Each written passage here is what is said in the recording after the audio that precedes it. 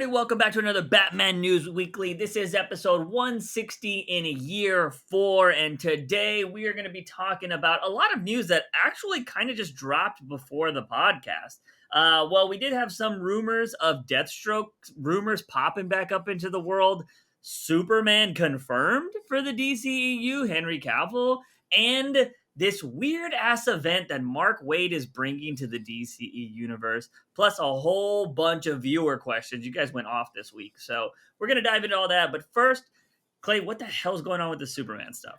So, if you don't want to be spoiled for any future DCEU plans, go ahead and stop now. I would say... We have timestamps, so... Yeah, we have timestamps. Go ahead and move forward. I would say... if you're on YouTube. on YouTube, yes. Move forward, I would say maybe about 5 minutes. Because I don't know how extensive this conversation is going to be. But I know Henry Cavill as Superman is a big deal for a lot of people in the DCEU who are interested in the DCEU. So, all right, there's your spoiler warning, and here we go. So it has been, quote unquote, confirmed by 3 very well informed scoopers that Henry is in fact in Black Adam, a post-credit scene where he shows up, tells Black Adam, "Oh, we need to talk," and the Williamson original Superman theme from Superman 78 plays as he is coming in on screen. And this is all but quote unquote confirms it, because there were still rumors about it. My big thing is, okay, he may be in this, but we always heard, oh, he only has one more cameo or one more appearance in the DCEU. So I don't care about this one. I care about what happens after this. Is he getting a renewed contract? What's going on? And there's still rumors that, yes, he has had talks with WB and he is going to have an exclusive, like, multi-contract deal. Yeah. I don't know until we hear otherwise, you know? Yeah, I get the sentiment, but I just don't think you bring him in here to get people's hopes up unless you have a plan. That's how I see it. You know? Because, you were never going to use that one. Why would you just use it as a cameo? It's like, dude, if we're going to use him, we might as well get our money worth. You know what I mean? And for me, it's like, if I'm Henry, and again, I know that trades and news reporters and journalists, they blow things a little bit out of proportion for clicks and everything else. But we have been hearing a lot of crap about WBD not doing great, investors wanting out of WBD, and some investors actually interested in purchasing WBD. So if I am attached to any one of these films or future films, my idea of a secure job is what I feel like may be out the window. Yeah. You know?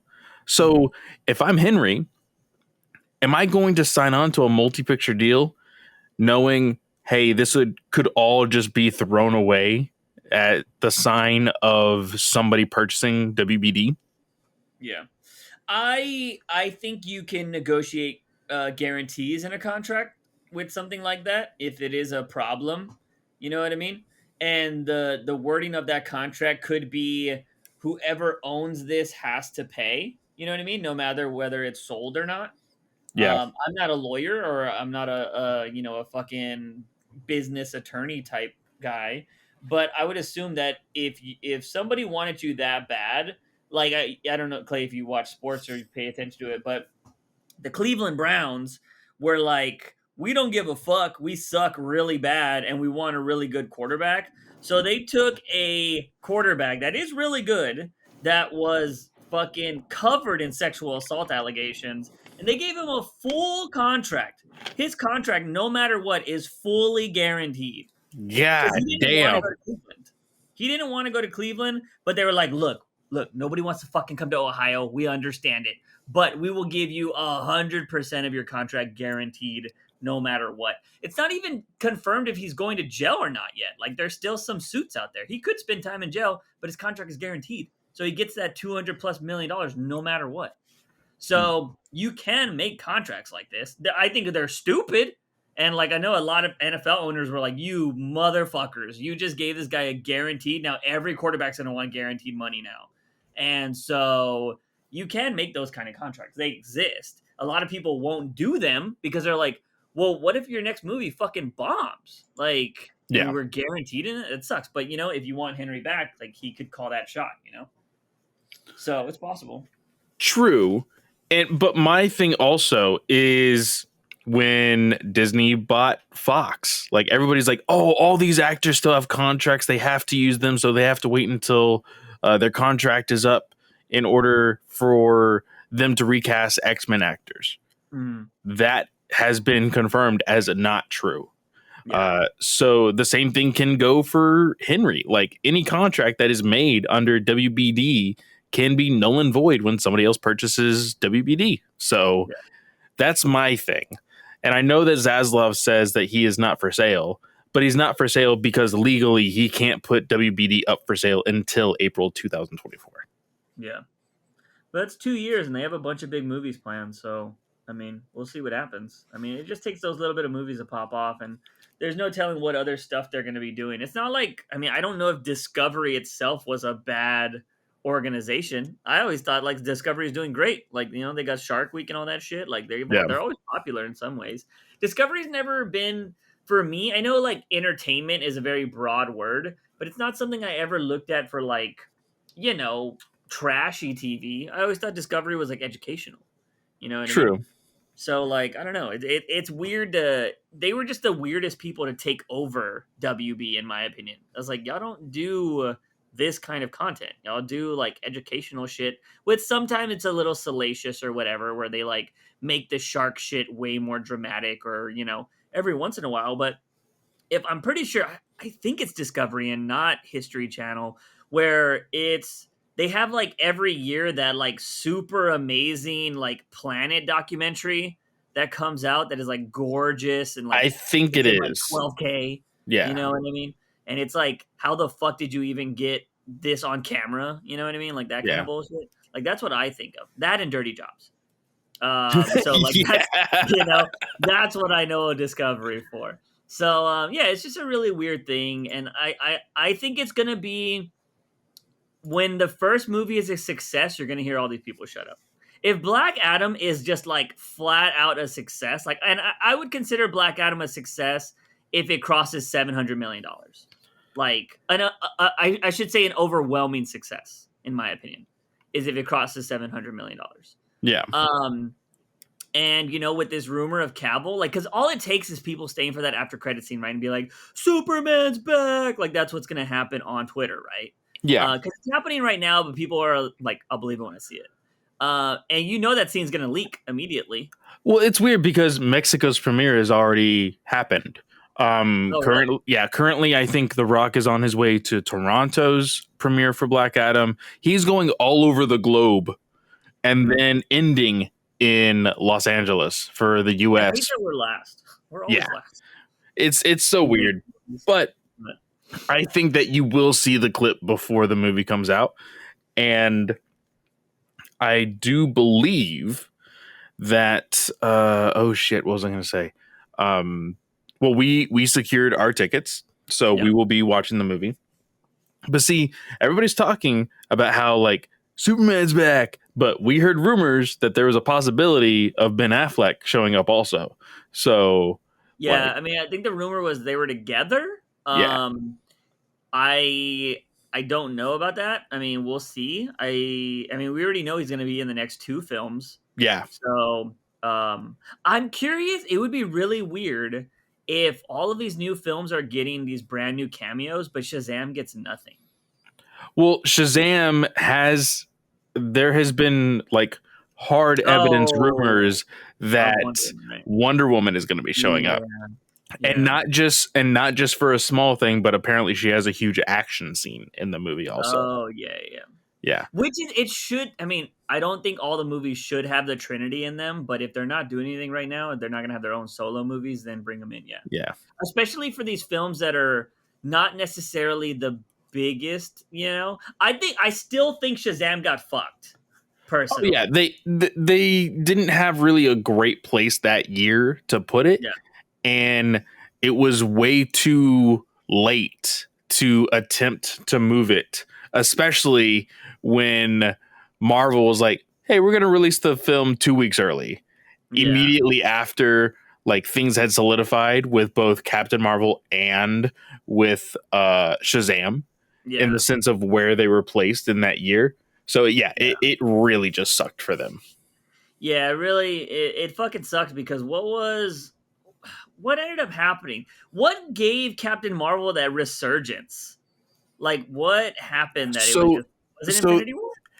it was Infinity War Okay. because at the end of Infinity War it showed uh Captain no, sorry. At the end of Infinity War there was Captain Marvel. Hmm. And then I believe Captain Marvel came out Oh, literally she's 3 fake Iron weeks Man? I didn't know. before. Yeah, yeah, she was pre Iron Man as far as timeline goes, but Yeah. the movie of Captain Marvel was 3 weeks before Endgame. It was going to be Mhm. 5 weeks, but they went ahead and pushed it 3. And so everybody who wasn't able to see Endgame because they were being sold out, they went to go see Captain Marvel instead. So it pushed Captain Marvel over a Well, no, billion dollars. something definitely happened because, like, they were like, "Oh, we got to go see Captain Marvel now." Because everybody had already hated the movie, and then it was one of those, like, I don't know if it was Infinity War, if it was Endgame, that like made her pop off again, and Well, everybody went to go watch well, that. in game, like the final fight in in game, she had like 2 really big scenes that was like, Mhm. oh my god, she's powerful, kind of Yeah, thing yeah, that made people like, oh shit. And yeah. like She's I in that said, there was a lot of movie theater staff that were saying people who weren't able to see in game because of the sold out theaters were Yeah, just opting to go see Captain Marvel. yeah. That sucks. So yeah, I think Shazam definitely got super fucked in that whole situation. And other than that, I mean, there hasn't been a bad DC film since, right? No. Not that I know of. Everything's been pretty decent. It's made profit. We don't count Birds of Prey because Birds of Prey got COVID fucked. Yep. I still think the box office would have been better, even if it wasn't the greatest film. I think the box office would have been better had COVID not been a thing. Um, And if they hadn't screwed around with their title, because remember, yeah, it yeah, was the Emancipation of One Harley Quinn, yeah, and then they're like, "Oh wait, that's too long and very confusing. Let's just call it Harley Quinn and the Birds of Prey." yeah, yeah. They super fucked that. Bad marketing through that whole thing all around, in my opinion. But it is what it is. So the Henry Cavill stuff seems interesting. I've always said that, yeah, if you're gonna have these guys, sign them to these big contracts and make them all Nick Fury styles, or make them Iron Mans. You know what I mean? Where Yeah, it's not Iron Man, but essentially it's he's a supporting cast member and he's in there enough to where people will be like, oh yeah, and you give him a cool, awesome moment, and you can do that with Batman. You know what I mean? So we'll yeah. see what happens there. But moving on from the Henry Cavill stuff, there's rumors that Deathstroke is coming back. And so are we getting the Ben Affleck movie with Deathstroke? Like, what's going on with this? This more so seems like either what we had thought is getting confirmed, which Hmm. is James Gunn is going to be working with him in either the Amanda Waller show or Hmm. possibly his own show, and or another possibility is Deathstroke is getting his own movie. Ooh, I'd prefer him in a show, I think. Um, I think so too. And we talked about this before when the rumors by the first way, started coming sorry out. if you guys hear a fucking lawnmower outside my house. Is My he neighbor flying? No, He's cutting the I'm lawn again? assuming it's just my neighbor chilling. I don't like the lawn's not that big. He's got to just be chilling with it on or something like that. So I don't know what's happening. If you guys hear that, my apologies. But That's of course, they hilarious. started right when we were recording. We Um, we had talked about this when they first started showing up, these rumors, but we had said, "Oh, well, if you do almost like a freak of the week type of thing with Deathstroke, as far as mhm, like, oh, these are the people that have a bounty on their heads, or these are the people that I need to assassinate," we thought that would be pretty cool with an yeah, overarching story connecting every single one. I think that mhm, would be really, really cool. Or if we have the connection with Suicide Squad and Amanda Waller and Peacemaker, it could be that Deathstroke is being hired by Amanda Waller, searching for everybody that was involved in the incident on the Suicide Squad. Yeah. Yeah. Yeah, that'd be pretty interesting. We talked about that in previous stuff. I would still like to see that Batman movie though. I think that would be pretty fire, especially if Ben is coming back. Because again, I don't think we're gonna be getting, and I don't even care anymore either. I don't think we'll be getting that Matt Reeves movie for a really long time. Because I think a while back he said they haven't even started writing the script yet, right? Yeah, exactly. So he's probably gonna take 2 years on that thing, knowing him. Like he'll take a while because he's got other things he needs to work on too.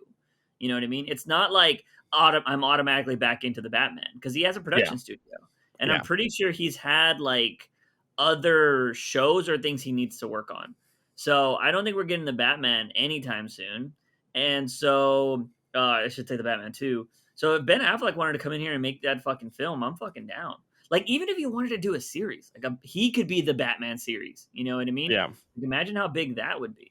And make it an HBO Max show. Don't make and not Max HBO show like Yeah. fucking Lord of the Rings or something where it's like got a huge budget and people are like, "Oh fuck, this Batman show is gangster." Could you imagine? Could you imagine a Batman show? Not Lord of the Rings, because Lord of the Rings, you have a vast amounts of characters, right? Yeah. And separate locations. But you just take all the money from Lord of the Rings and you just put it into Batman. That'd be nuts. $1 billion season just for Batman. You want to know what I would do? Is I'd hire writers to make the show or whatever, right? And just to kind of piss off and tease the Snyder cultists, I would have the show done. I would have Zack Snyder direct one episode. He can't control anything writing wise. You just come in here and make it pretty, Zach. That's all you can do. And the script's already written, and that way they're like, "Oh my god!" The And they crazy it's on thing. him, you know. The crazy thing, if you put him as cinematographer on all of the DCEU, that would be fucking amazing. He doesn't have anything to do with directing or writing, but Mhm. if you give him the camera, Yeah. I think he could would do that for great. every movie because some of those movies record at the same time. Yeah. But yeah, no, I don't think anybody's ever knocked him for cinematography. That's never been one thing. Like, it's usually his stories. By the way, I don't know why I'm going down this rabbit hole, but I've been watching a bunch of clips from all of the movies from the DCEU movies lately, and just seeing like what I remember and what I don't like, what I remember, what I hate and what I don't hate. And I don't know how you liked any of the Wonder Woman scenes in Zack Snyder's cut, man. That music is so jarring, man. I hate the music. I like the scenes. There are literally 2 extra minutes of just slow-mo in the bank scene. Yes, and then the addition to like seeing everybody just fucking splatter all over the walls when she throws them against the wall, which I think is absolutely hilarious. But looking back at it, honestly, I think one of the most controversial things that I saw in my friend group was somebody who isn't a fan of director's cuts. He watched it and he's like, that's the exact same movie, just with 3 extra hours attached to it. Pretty much. There are things that I think Snyder did, like, because as I was watching all these clips, I think there was stuff that he did that was better, but I don't think he added that much. I actually think his scene was a little bit weaker when it was the Steppenwolf like tunnel scene for the Batman part. Yeah, I think his Batman part was weaker because the Joss cut had Batman like flying in. Like it was. I don't think Snyder's had the surfboard thing. I think it was when he like slides on the guy. I think that's the Whedon cut. Yeah. And so Whedon actually has Batman fight some parademons where Bruce has this moment where he gets knocked, like, I don't know, he gets like knocked down. He's like, Alfred, I need the Nightcrawler. And then there's this scene with Alfred that is really not included in the Whedon cut. And so like there was things that I was like, oh, I like this better. he fucking Whedon's cut of Superman and Batman when he comes back to life is fucking atrocious. I It's hate horrible. It's it. terrifying. Yeah, it's so bad because they tried to do what Daredevil just did in fucking She-Hulk. I They did knew that you were gonna bring it I up fucking today. hate it. My ass remains unwhooped. Fuck you, Daredevil. Piece of shit. No, fuck you, Marvel. It's not fuck you, Daredevil, because I think No, what's his I name will does a say great this. job. I will say this. This is a version of Daredevil that is in the comics, but it's Mark Waid's Daredevil. Yeah. It isn't Brian Michael Bendis or freaking what's the writer that you like for Catwoman? Ramby. No. Oh no, Ed Brubaker. Yes, it's not Brew Baker's Daredevil. It is Mark Waid's Daredevil, Yeah. which is the lighter side of Daredevil. Here's the thing that really pisses me off about general audience comic book fans is they will go to the comics and they will find the one panel that makes sense for their argument and they'll be like, "See, look at this. Daredevil was actually very funny in the comic books and stuff." And now I'm not a Daredevil expert, so I'm not going to sit here and be like, "I know what it is." But I know that comic books there's parts of comics that become very well known and very personality types, right? A lot of people like the dark Daredevil, the more brooding Daredevil kind of thing. And that is what people know of. And that's what Netflix went after, right? Batman, same thing. Everybody knows about 66 Batman, but that's not the best Batman in a lot of people's eyes. That's the Yeah. campy craziness. But you can't just have Batman be funny and be like, "Oh, what about 66?" Be like, that was in the fucking 60s. You know what was going on then? You know what I mean? That's why it was that way. And so, like, I don't know. I just think it's really weird. But I saw the other clips that were from that episode as well, and I was just like, "What are they? He does the walk of shame, like." Yeah, that's the only one that didn't really get it for me. I liked everything else, but that he and I guess small spoilers for She-Hulk episode 8. But yeah, he does a walk of shame in the middle of the day with no shoes on. And I'm just like, oof, no. Yeah. Doesn't work for me. I feel like a lot of our audience probably doesn't watch that, but I mean, spoilers if it is, it's all over the internet anyways. But I don't care for that stuff. But I just saw that one thing, and like Ethan doesn't like it, the Ponderer, and he likes pretty much everything. I feel like so. Like I was just like, damn. I don't know, man. I just think it's one of those things. It is precedent, right? We've talked about this with the Batman, where you can't just make Batman funny or go to this very campy character stuff. Yes, but I will admit this. So She-Hulk is a comedy sitcom show. Mm-hmm. So I think that Daredevil will be depicted in that light for this show, but in his own show, Daredevil Born Again, which is going to be coming out in a year and a half, I believe. Mm-hmm. And it is going to be, I assume, darker just because of the title. And I think that is where we will see more of the Daredevil that we know from like the Netflix But I'm series. pretty sure, but it will not be as dark as Netflix. Yeah, I'm pretty sure what's his name said that the Born Again is essentially him. It's going to be the Marvel version, right? So it's going to be funny and dark.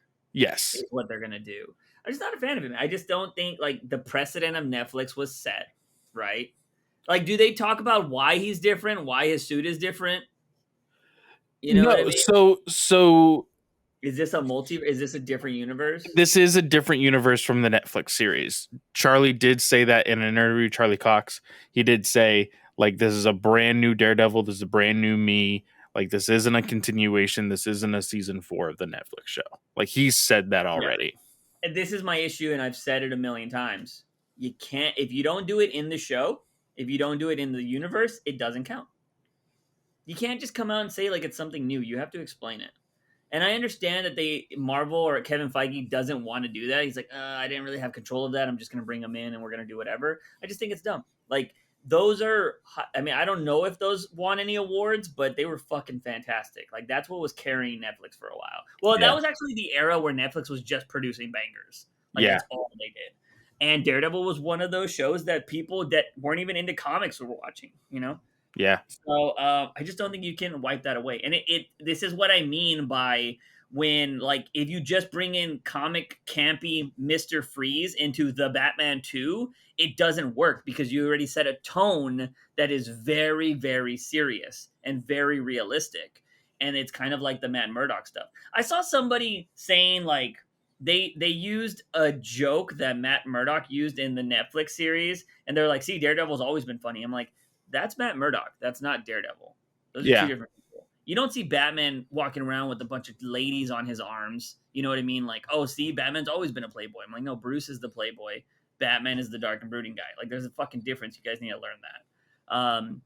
But yeah, I don't know. Fucking GA comic book Twitter just annoys the fuck out of me so much, and I'm just like, no. A lot of that was going on. I don't know what I was getting into recently. Oh, we'll be talking about 128. Oh my god, people slob on the knob of I that. would like to hear some of the people. I usually look up the hashtag for each issue that we talk about just Mhm. to see some general thoughts. I didn't do it this week, but if you did, I would love to hear some people's thoughts about it. Deep throating it like hard. So yeah, we'll talk about that in the future. I think that is it. Oh, the last bit of news that we have that's coming out of here, and I have a very good question that I want to talk about after seeing all of the 128 stuff that I want to bring up. But New York City Comic Con is this weekend, and it came out that Mark Waid is doing another event, and it is called Lazarus Planet. And we're going to be getting a bunch of one shots. This is going to spin out of the Batman Robin stuff. And we're going to be doing more stuff with Lazarus Island or whatever that's still going, which I don't know why, and who cares about that story. But we're going to have these weird ass team ups of where Batman is going to get the Fate helmet. And it looks really weird. It looks like John Kent. I thought he looked like Nightwing. Has got Superman electric powers now.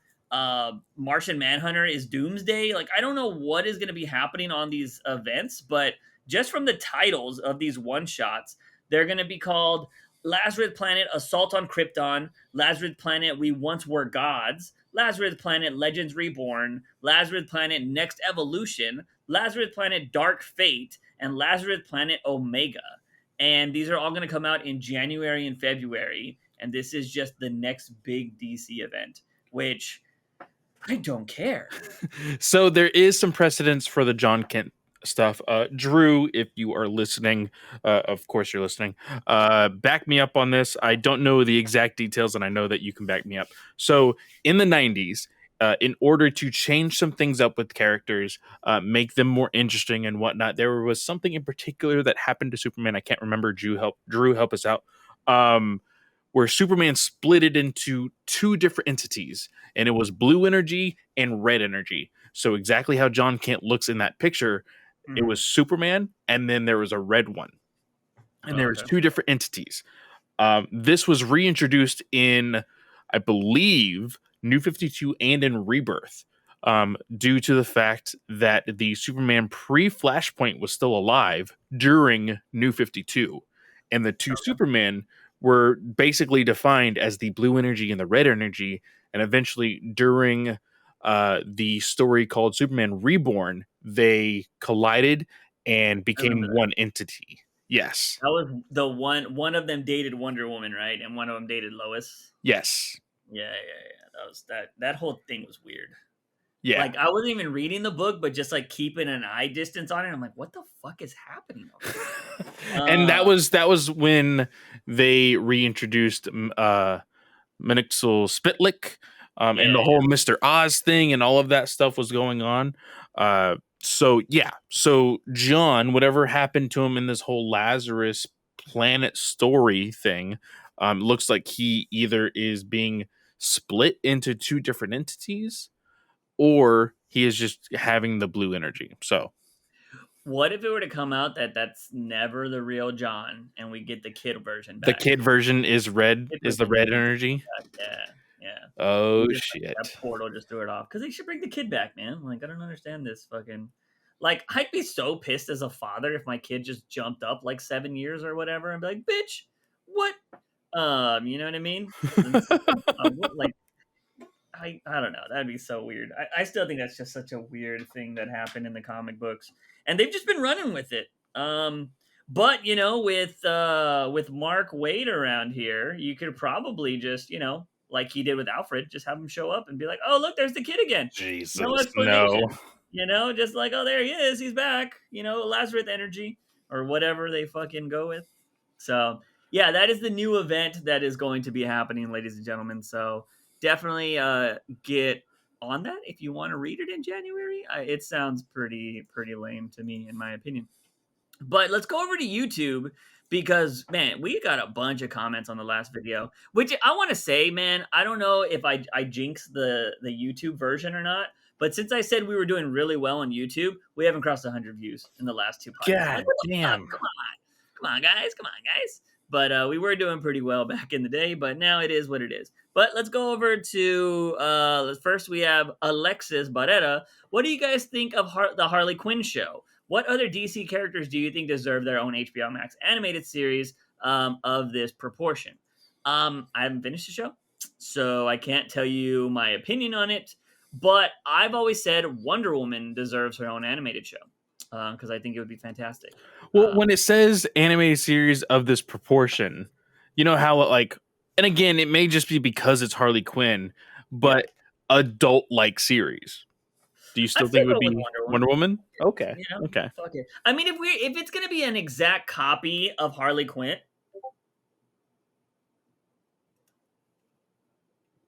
all right.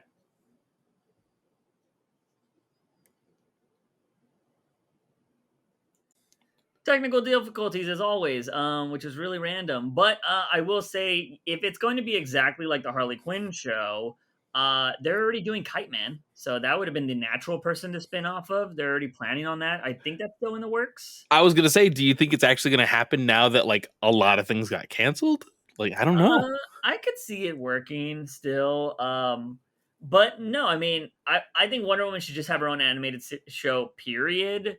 But yeah, fuck it. Why not get one of the Trinities in this comedic world? I think her going around being like stoic, I'm from another island, and having to do all the just playing a parody of the feminist stuff and being like I don't need a man kind of thing would be pretty funny from her perspective.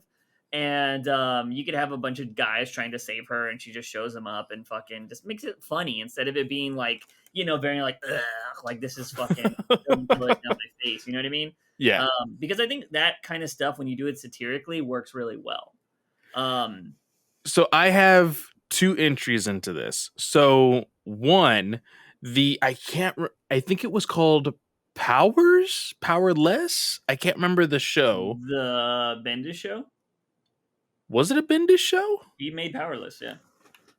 No, it was a DC show with what's her name from High School Musical. Adam West had an episode. The actual IRL, live action, yeah. I think it's called Powerless or something like that. Yeah, I think it was called Powerless.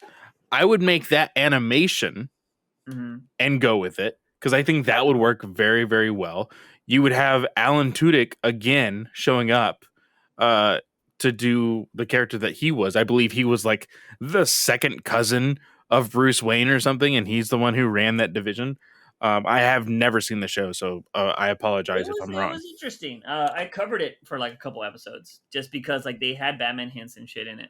Oh, really? Cool, yeah. Nice. And they had some D-list heroes on the show.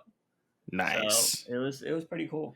They shot the pilot of that show and totally changed it, which was interesting because I think the original concept was they were an insurance company. And I think they turned out to be a PR company or something like that, after they changed it. Because the original trailer had Vanessa Hudgens talking about well, are we going to cover this because technically is it considered an act of God if Wonder Woman is a demigod? That was the joke. Oh, that's right. I remember that trailer. Yeah. Show after because they changed up the whole concept. But it had a lot of the people from the Harley Quinn show as voice actors. The dude that plays King Shark, I always forget his name. He's the black actor. Yeah. He was on the show. So I think it would do really well as a animation, to be honest. So I would do that as the parody-esque show, But if you wanted to do just animation and possibly be serious for the HBO label, I would do a villain show that would somewhat be almost Breaking Bad-esque. Better Call Saul, like Mm, that kind of genre. You could do something with Lex Luthor. You could even do something with a book that we talked about last week, The Human Target. Like I think yeah. you could do something like that, but do it with animation, giving it a little spin rather than spending all the money for live action. And Yeah. I think it could work. Yeah, no, I think there's some things that you can get away more with animation, but Powerless as an animation would be actually pretty funny. I think that'd be cool. So yeah, there's that, and let's go to the next one. We have Raphael. Speaking of Halloween, there has already been, if I'm not mistaken, a crossover between Batman and Predator and Batman and Alien, etc. Are there any classic horror figures you would like to see Batman face in comic books? So This is like Freddy, Jason, all those kind of people. I've always said you can technically do this type of story with Professor Pig, but if you actually used, I can't remember his actual name from Texas Chainsaw Massacre and Leatherface. Leatherface Come on, man. That's and our guy. That's our guy. You should know that one. From Leatherface. our state. If you had a Leatherface just like terrorizing random citizens in the DC universe, and all of a sudden Batman is there to like save them at the end, I think that would be pretty cool. Yeah, I think that would be very interesting. But I think so. You're saying actual Leatherface. He's going after Leatherface, is Yeah, what you're saying. yeah, Yeah, I would like to see him go after somebody like Jason. I don't want Freddy because that's essentially Scarecrow. So that would be yeah. bad. That would be bad. I want him to go after somebody like Jason because I think he would want to. Because one, he would probably realize that he doesn't have to hold back against Jason because Jason's pretty much immortal. But I would like to see the detective stuff of how Jason became Jason.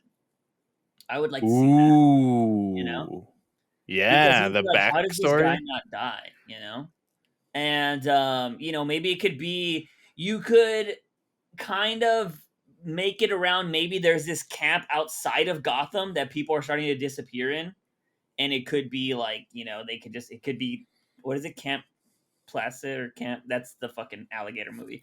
But Camp, I forget the name of it. It's like a classic name. Camp something for the fucking, I play Friday the 13th game. I forget what it's fucking called. What the camp's called. Oh, yeah. I'm not familiar with But that yeah, whatsoever. whoever horror buffs, let me know the name of the camp. But yeah, I think that'd be kind of cool. I would like to see the detective stuff of like Batman would want to be like, how is this person this thing? He doesn't talk, like he's just fucking murdering people. How did he become this immortal person? And I would like to see that. So I Yeah. think it'd be kind of cool. So that would be my pick. Because I think everybody else is kind of boring. Like, Michael Myers. Like, I've never been a Michael Myers guy. Like, I know people love Michael Myers. I think he's only funny for the memes. I don't think his movies are that great, in my opinion. I don't care for the one with the nails in his head. Oh, Hellraiser. Hellraiser, yeah, I don't really care for that. I think it would be funny, like just like a comedy, to see Batman having to deal with like Chucky. Like that would just be funny. Fuck, You know what I mean? I don't know how you'd write that seriously. It would have to be dude. Chucky That's killing him. Scarface. Yeah, I know, puppet wise, but that's a ventriloquist. So I would make that more like Goosebumps. That would be that. But I think like if there was, maybe the Chucky dolls were being sold in Gotham and kids were dying, and that was the only connection. And he's like, why are these kids are dying because of this? Something like that. But As long as it's not Batman versus Pennywise, I'm good. yeah, that would be funny though. Pennywise would be interesting too because that's every 27 years, so Batman would have to do detective work. Yeah. So that would be kind of cool. But yeah, I don't know. I'm surprised they don't do more stuff like that. But it's all rights and well, technically, doesn't WB own the rights to it? Mm-hmm. They have the actor. I mean, the director for Flash. So I'm surprised that actually hasn't happened with the way they throw Batman on everything. Yeah. So yeah, so there's that. Next we have Jason Todd. Would you rather have a Teen Titans game or a Justice League Dark game? I think Justice League Dark's more interesting. I think it would be more interesting because you would have a very vast, uh, like, of course, you have Zatanna and Constantine, which both use magic, Hmm. and it would just be the difference between male and female. But then you have Swamp Thing. And, Yeah. depending on the cast of characters, you could have Detective Chimp. You could Yeah. have Dead man. Dead Man. And Yeah, then you just could have going a whole through bunch things. of people. Teen Titans, I feel like with Teen Titans, though, it would be fun, but it would just be your average. Like, I feel like a gateway to Teen Titans is going to be Gotham Knights. Yeah, yeah. It's just a team up kind of. The Yeah. only interesting person to play as would be Beast Boy to see what he can turn into, you know. Yeah. But Other than even that, then, I feel like it would be limited because the yeah, coding of the game, you're like, oh, we're going to have you turn into a tiger. Okay, yeah, we're going to have you turn into a snake. And it would only be just because it's a video game. It'd be like, oh, well, to destroy this wall, you need to be a gorilla, yeah, break the yeah, wall. Oh, you need to get under this door. Oh, turn into a snake. Like, yeah. I feel like it would only be used for that, unfortunately. And with Justice League Dark, you since it deals with magic, you could have them going through portals and stuff, meaning they could be in a bunch of different areas and they wouldn't just be in Gotham. You know what I Yeah. mean? So I think Justice League Dark would definitely be the better game. Next up, we have Erwaldo de la Cruz. Hey, Juice and Clay. What are your top three characters you hope to see playable in Injustice 3? Mine are Kite Man, Oracle, and Two Face. When people say Oracle, do they mean the Oracle bot? Or do they mean I Barbara knew in a you were gonna wheelchair? I knew you were gonna bring it up. What? It's a genuine question. It's a genuine question. one of her attacks is like pressing the brake on her wheelchair Yeah. and then like revving it up and then letting it Yeah. go. Vroom. I mean, look, let's be real. If they put Barbara Gordon as Oracle in the wheelchair in multiverses, that would happen. It would have turbo boost on it. Oh man. So, but genuine question. Like, I wonder because she's technically referred to as Oracle right now, but she has her legs. Yeah. And well, she has her legs as Oracle when she's in the wheelchair too. But you know what I mean? The Like, use of her legs. yeah, there you go. Proper terminology. Yes. So yeah, I don't know. Well, for those of you that don't know, I fucking hate the Injustice games Because you hate fighting because, games. well, no, I don't hate fighting games. Well, I think I hate like 2D fighting games, that only go back and forth because I love UFC and that's a 360. Remember when there was a time when Mortal Kombat was 360, which was interesting. But I Soul don't think any of Calibur it. style. Yeah. And I love Soul Calibur. Soul Calibur was fire too. But yeah, I don't know. I don't that I just because I get my ass whipped in those games. Like they're not fun. When I play against somebody, I have to just play the computer. And I'm Yeah. just like, because people are so sweaty in those games. And I'm just like, this isn't fun. Like, I don't even have a chance. Like, that's why, like, in GTA and stuff like that, those games are fun because they're so chaotic that you Yeah. can do something that gives yourself a chance. But Injustice, no, the reason why I fucking hate Injustice is because I was playing it on stream one day, Injustice 2, and the fucking game crashed on me right before the ending, and I had to play the whole game again. And I was like, fuck, man. Fuck. And it crashed right when I saw Brainiac. And I was like, what the hell? And I was like, oh, like if you go to my Twitch stream, it's one of the top clips is me getting raging at that fucking game. And I didn't play it for so long. I was like, fuck this game. And I just gave up. But yeah, I hate Injustice. But if I had to pick three people that are not in there, I don't know, man. Because even the Injustice comic book, I got fucking tired of that too. I would go Condiment King, fucking the kid from Rosenberg's story, and I don't know, a random guy off the street. I don't know. I don't care. Like, I just don't care about Injustice. Sorry. I would choose the Signal Hmm? would be one. Then I would choose Blue Devil as another one. That would be And cool. then Is Swamp Thing Injustice? I would pick him. If he's yes, not. Swamp Thing is Oh, an Injustice 2. okay. And then my third character I would choose Oh, I'd probably go Terry McGinnis. Oh, Batman Beyond. Yeah. That'd be kind of cool. Nice, nice. No, do you know who I would go with? I would go with Gizmo, the villain, Gizmo. He's a I Teen don't think I Titans know that villain. one. Oh, okay. Yeah, interesting. There you go. By the way, that gameplay for Gotham Knights look interesting. You Oh, said the one that I sent? Yeah, yeah, yeah. yeah, looks good. It looks a lot better than, because that I felt was very much in fluidity with things. It wasn't just like, oh, let me take this slow and walk you through this. Because Yeah, that whenever walkthroughs do that, you spend a lot more time looking around you and seeing like some of the things that aren't quite finished yet. You're like, yeah, I don't like that. Oh, I don't like that. This as an actual gameplay, somebody playing it in regular time, I felt looked really, really good. And yeah. especially Walkthroughs since were it's different. Batgirl and she is like the most Batman character in that game. Yeah, called dibs on that years ago. Hell yeah. Honestly, dude, I don't know if they don't force me to switch between characters, I'm not gonna play the other people. Like, so I'm just gonna stick with the whole game with Batgirl. But anyways, moving on to the next one, we got Clay Jouse. I think is how we were deciding this name was pronounced. Yes. How would you revamp Maxi Zeus? He seemed like an out of place joke character that could have benefited from a redesign in the Arkham games. What do you two think? You know who Maxi Zeus is? Yeah, I mean, most recently, Maxie Zeus was on a Harley Quinn episode. Yeah, yeah. That was a redesign technically or a revamp. So um, God, I don't know. Like, I don't know much about him in comics or mm, anywhere outside of comics either. But if I had to take any guesses, I would make him more so a villain that is would you actually along have him with powers? pseudo powers, because I would give him the same kind of dramatization as Azrael's getting right now, Okay.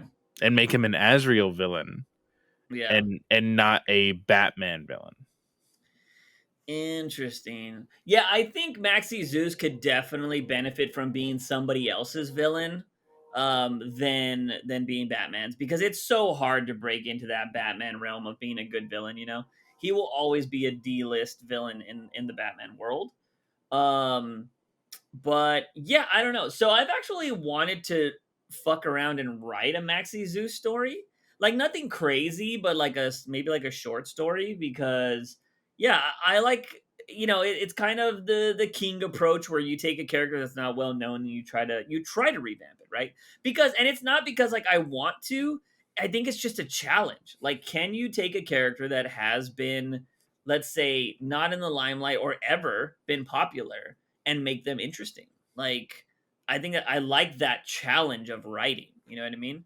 I Yeah, think I don't think a lot of writers that get into comic books think that way. They're just like, I want to write a big character because I want to tell an epic story, And they're like, if I have a big character, like I genuinely think a lot of people, when they're like, oh, I get to write Batman, they think they're writing a great Batman story just because they're writing Batman.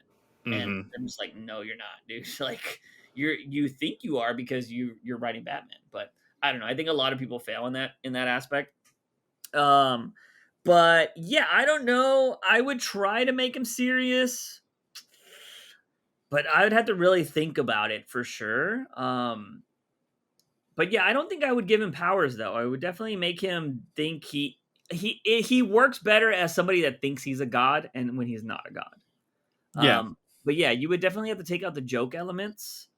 But I don't know. I'd have to really flesh that out. But I do think it's a character that I would like to see them try to revamp and do something with. I think it'd be kind of cool.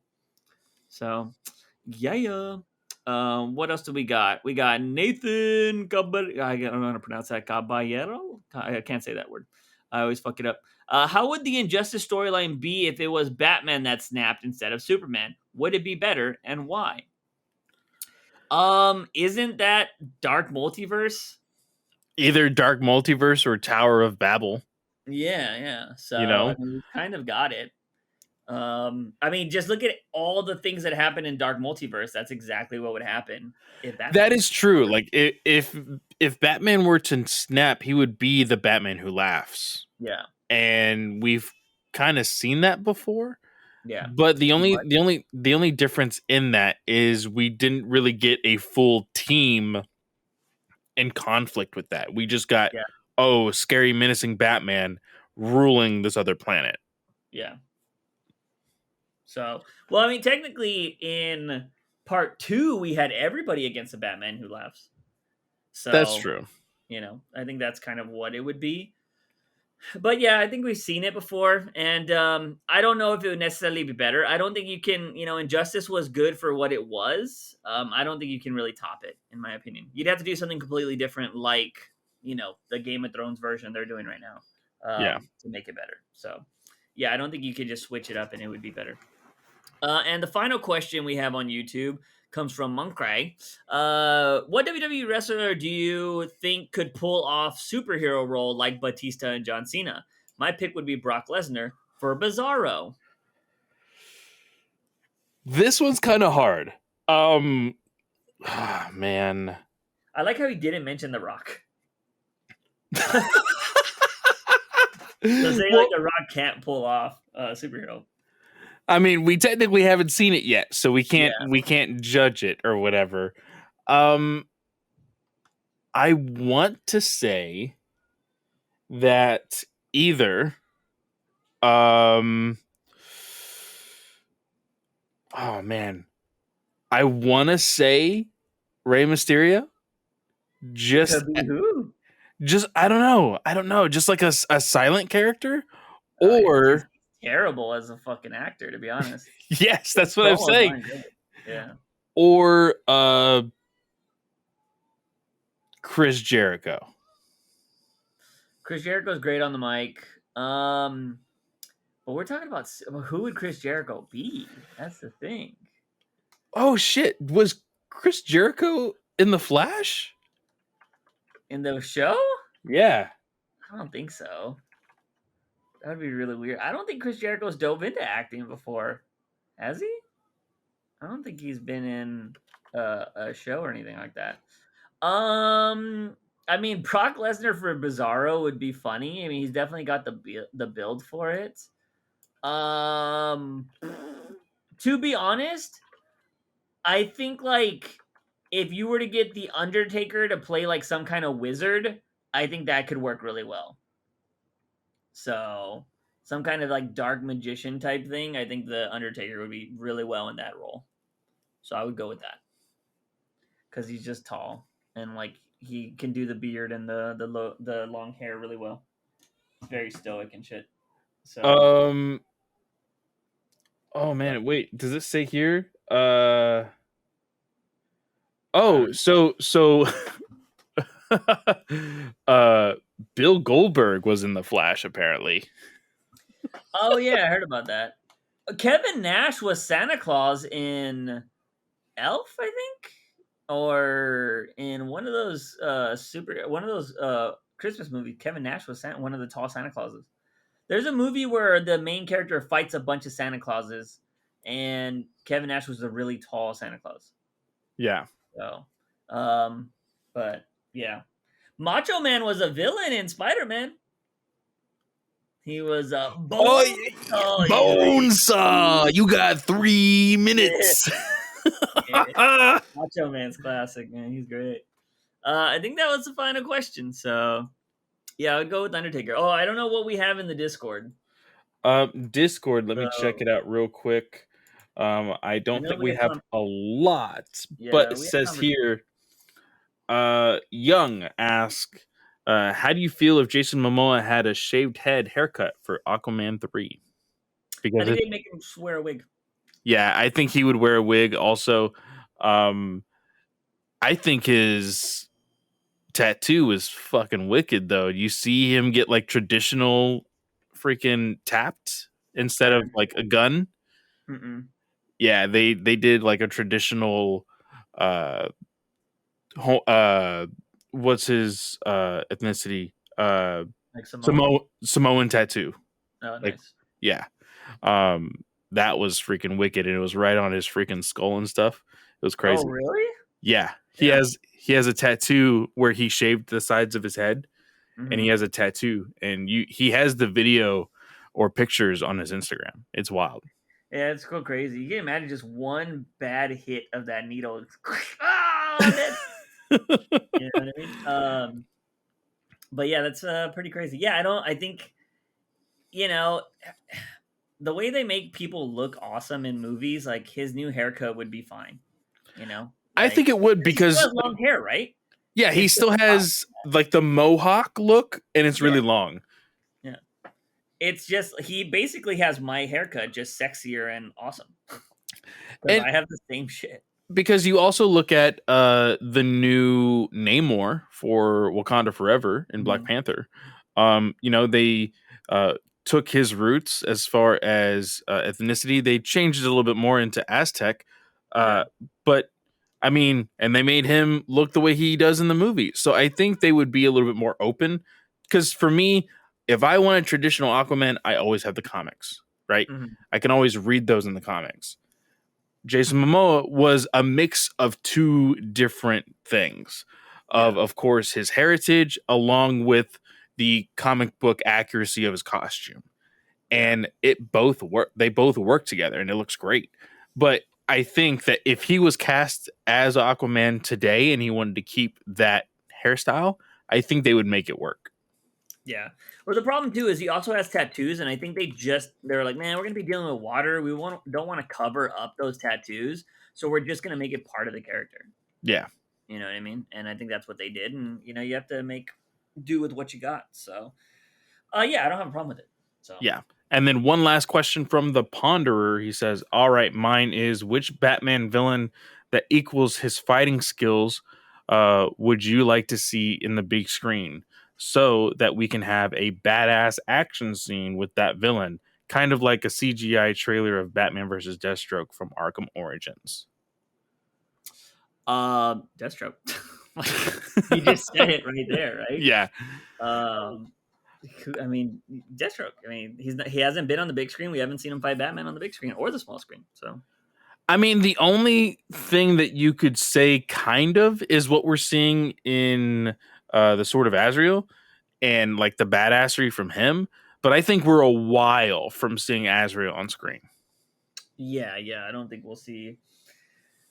Yeah, I don't know. It's because also like, has Batman ever done religious undertones in any of the movies? Uh, I think some big blockbusters stay away from the religious aspect sometimes. Batman Begins a little bit Was there with the League of Shadows. was it based in religion? I don't I wouldn't remember. say it's based in religion, but I think that there was some religious undertones in the way Roz was training in his ideals. Hmm. But I don't think you can tell Azrael's story without getting into the religious aspect of it, in my opinion. I So would like with the way this freaking comic is playing out, yeah, I would really love to see some like religious undertones with Batman and like getting deep and shit. Like that's yeah. what I would want. I think Hollywood stays away from a lot of that because I mean, especially in today's day and age, like people fucking ride their religion like so hard, and if like their pastor or somebody says, "Don't go watch this movie because it's for the devil," they won't go watch it. And Hollywood's like, "We want every dollar we can get." So I think they just kind of avoid certain things. And I don't want to see an Azrael where you don't talk about the religious aspect because that's what he's built on. So And that's true. And I guess we'll wait and see until the numbers show it. But I mean, recently the really popular thing is a woman, I think from Texas, was on the news for warning people about Hocus Pocus 2 on Disney Plus. oh wow. That seems like a very Texas thing for sure.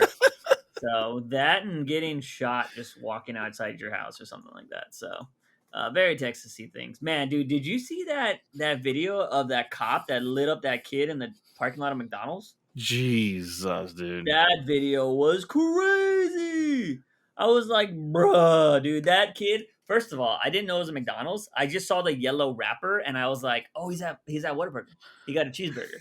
Cause like Whataburger, if you for those of you who've never been there, if you get a cheeseburger, it comes in a yellow wrapper. And if you Yes, get a it regular does. burger without cheese, it comes in a white wrapper.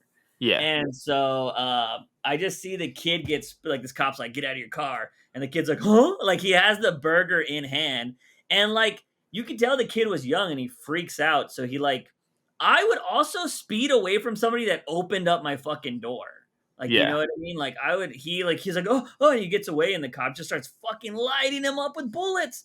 And I was like, bro. And I was like, y'all wonder why people hate cops. Like, holy shit. You could have easily been like, yo, I got somebody on the run, blah, blah, blah. I need backup. But no, he fucking starts lighting up the car and then calls for backup or whatever. I was like, dude, that was insane. Apparently got fired. He wasn't even on the force a year yet. Um, Insane. I have friends that are cops, and I know they hate me when I bring up that kind of shit, but I'm like, you have to be the ones that hold your friends accountable. Yeah. Like, it's not, this is why I'm part of the public. I'm part of the people that are like, man, y'all look fucking terrible. And I've had my own run ins with cops. I've been profiled before. I've even had to deal with cops. When I was younger, I had a cop ban me from fucking military, which is one of the biggest streets in our whole city. It's like, I never want to see you on the street again. I got banned from the whole fucking thing. I'm like, how are you gonna enforce that? Like, dumbass. But like, it's because I was a skater kid, so you're banned from here. I don't want to see you. I'm like, man, fuck you. Of course, he was like this bald headed fucking white cop. Saw some Mexicans fucking skating, of course. Oh, of course, yeah. But yeah, I don't know, man. I've had my own run-ins, but I have friends that are good men and good people, so I don't fucking play that whole game of every cop's a terrible cop. But I'm also not somebody that I Clay knows I call my friends out on shit all the time. Like, I'm not somebody that holds back on stuff because I feel like you have to be accountable, and I think it's not just cops. I think firefighters do. I think anybody that's a part of a group always defends the group before they defend their morals, and I think morals should go beyond a group, in my opinion. So that was a random tangent, but I thought that was crazy. Anyways, is that all of our questions? I believe it is. All right, let's move on to some comic books. And I did not read Dark Crisis because I don't give a shit about it. But I think Clay did, and I skimmed it, and it looked like the last two issues. So that's the problem with this book, is that Williamson doesn't think we understand when he's like, oh, I'm going to make this character not believe that the heroes can achieve anything without the Justice League. So I'm going to have the same character scream the exact same thing for 3 whole issues. yeah. And it's a little ridiculous. It's repetitive of majority of everything except for like maybe 3 or 4 pages in regards to the Justice League. And I think that's the most interesting thing, because this shows the aftermath of all of the characters that were stuck in their own World Without Justice League comic. Mm-hmm. And we haven't even gotten half of those books already. Yeah. Like, we still need to see the Batman one, which comes out next month. I think we still need to see like the I think Martian Manhunter one. Like, there's a few of them that still need to be released, and we're already seeing the conclusion of it. And I hate that DC does not plan out the way these books are coming out in order to the story to make sense in actual release order. You know, it's always annoyed me. One shot should come out the same day as a story that closes in the main book. And there should always be a note that says read this book before or whatever, you know what I mean? Because that's what happened with Catwoman and Batman 50 during King's Run. Yeah. They were like, read Batman first before you read this Catwoman. But I've always been the person that has said, if you're going to do a 5-issue miniseries, mm-hmm. then it needs to take place in an entire month or a month and 1 week. So it's literally every single week you're getting this story done. So that way it's boom, over with. We're done. You can't flood the entire month with one shots and like just basically try to milk everybody for their money. Yeah. And that way you don't ruin anybody's story from any other book that they're trying to make, because you're like, oh, I need that character for this event real quick. Okay, you can, just dawdle around with some random story. Like, you don't have to do that anymore. You just do it in one whole month and boom, you're done. But in this story, we see that Superman is super pissed. he is like very calm, and Batman makes the comment of like, "Oh, the only time Superman is calm and is when he's super angry." And he had like that the Hulk in the Avengers. It's like, "Oh, that's my secret cap. I'm always Yeah. angry." And he told everybody like, "Oh, well, Pariah thought that I was fine and dandy with, the perfect world.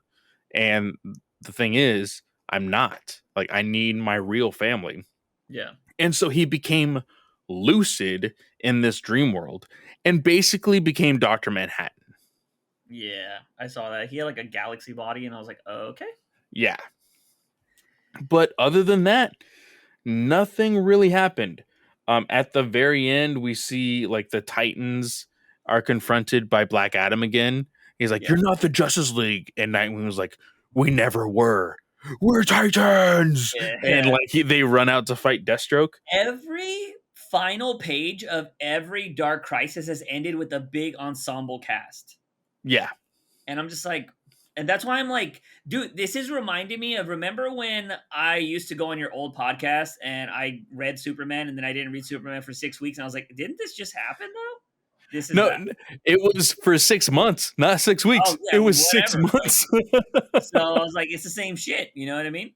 Like, I understand because, like, for those of you that don't know, that have never looked into comic book writing, the way comic book writers write is, if you go the Bendis route, Bendis will tell you that every page turn should be like that final panel before the page turn should be like a mini cliffhanger to get you to turn the page to read the Yeah. next thing.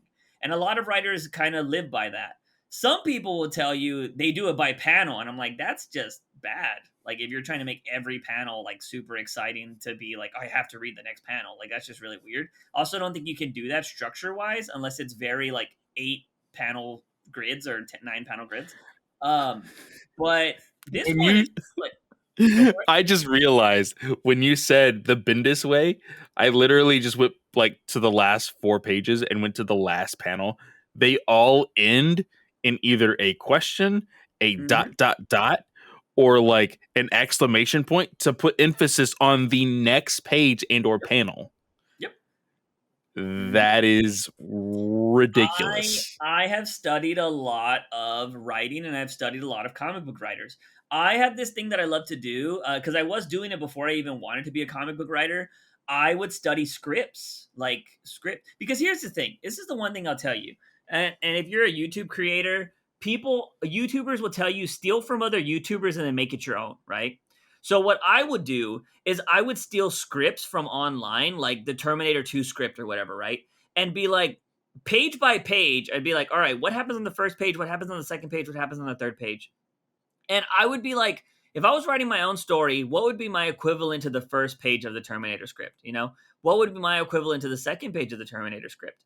And go about it that way. And then as you start doing that, you'll be like, oh, actually, I want to do this. And I think it would be so much better. And then you start realizing, like, I actually hated that part of the Terminator and I wanted to do it this way. And then you'll slowly start dissecting that script and then it'll just be a completely different thing.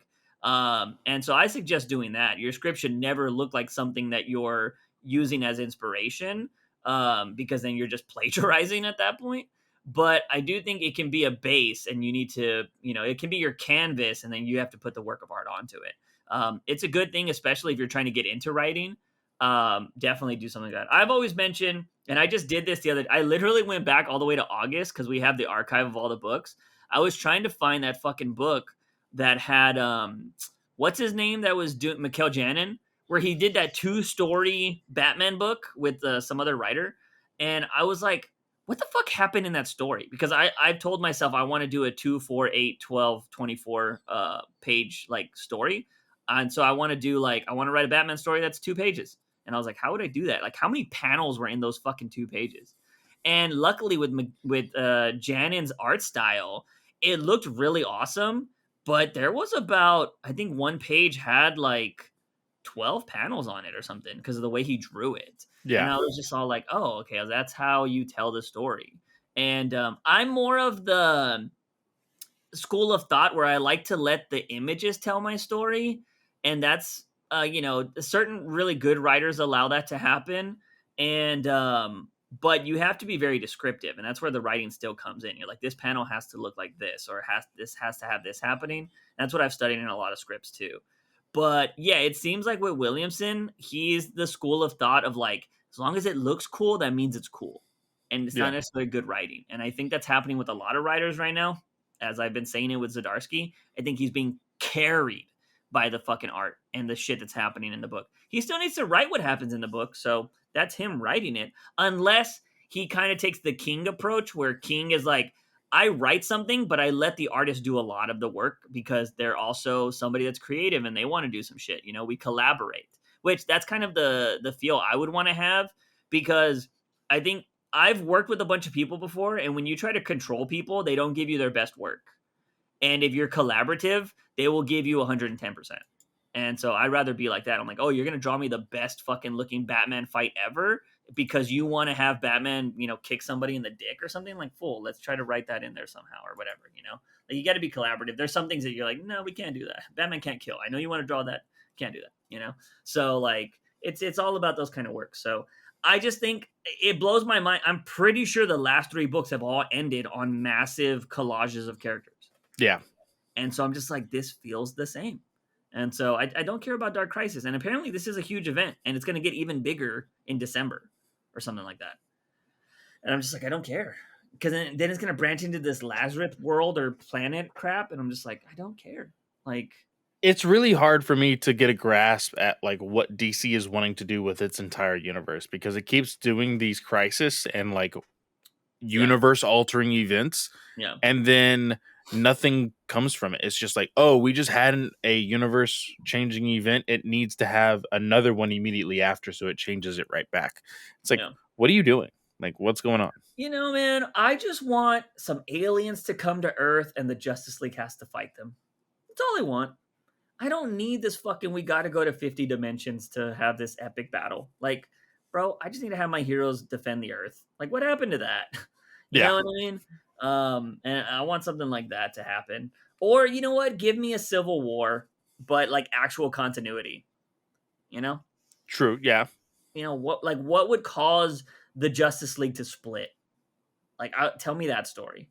You know? And then go from there. Like, not everything has to be off-world or off-planet. Like, I don't get it. But yeah. And people wonder why, like, oh man, why do you like these other writers so much that are like doing these maxis? Because they're doing something different, you know? Yeah. Like, that's why I like these other writers so much. I know Jeff Johns doesn't give us a lot of stories, but when he does, they're bangers. Because it's not the same shit. So, yeah. Anyways, what else do we got? I guess let's go to, because we got some big. Do you want to end on 128 or do you want to end on Gotham Year One? Let's do those two last. Yeah. Let's another one that you were so wanting to talk about. You're talking about Joker? Yep. Did you read this? I did read it. Was that final page a bunch of fucking bullshit? I'm very confused by it, but I will tell you this. I was expecting this book to be absolutely horrendous. And I will say, it isn't bad. Wait, backtrack. Okay. Dialogue is atrocious. Yes. All the way up to, I will say this. Dialogue is bad for all of the stuff that like Joker's like, oh, I should move on to a new city. When he gets to Chicago, right? It's Chicago, I think. I don't fucking care. Los Angeles. Yeah. Los Angeles. When he gets to Los Angeles, the dialogue gets a little better. And it makes it readable. Because then things are like, you see this Joker is like wanting to actually like, oh, and it almost makes it sound like I'm not just going to clean up this city. I'm going to run for fucking president. He doesn't say it, but it makes it sound like he is. So it does sound coherent. I will say that. That's a better terminology. When he gets to Los Angeles, from then on, the dialogue is coherent enough to me to actually enjoy. Really confused by the fucking ending of this book, but also, what does that even like? What does it? What does it mean? What is this? I don't know. So everybody already knows. I'm going to spoil the ending right now. There's this character throughout the whole book, and this is where the story is being told from this perspective of a character that is in a brown paper bag. And he's being held hostage by the Joker because the Joker's like, I'm back in town. I'm trying to reclaim my throne and blah, blah, blah, blah. And he's killing people because there is all these little factions that popped up during the Joker run or during Joker's absence. And so he's killing all these people to kind of show, like, I got a big dick. And so while that's going on, we're hearing this narration from somebody that's not, you don't know who it is.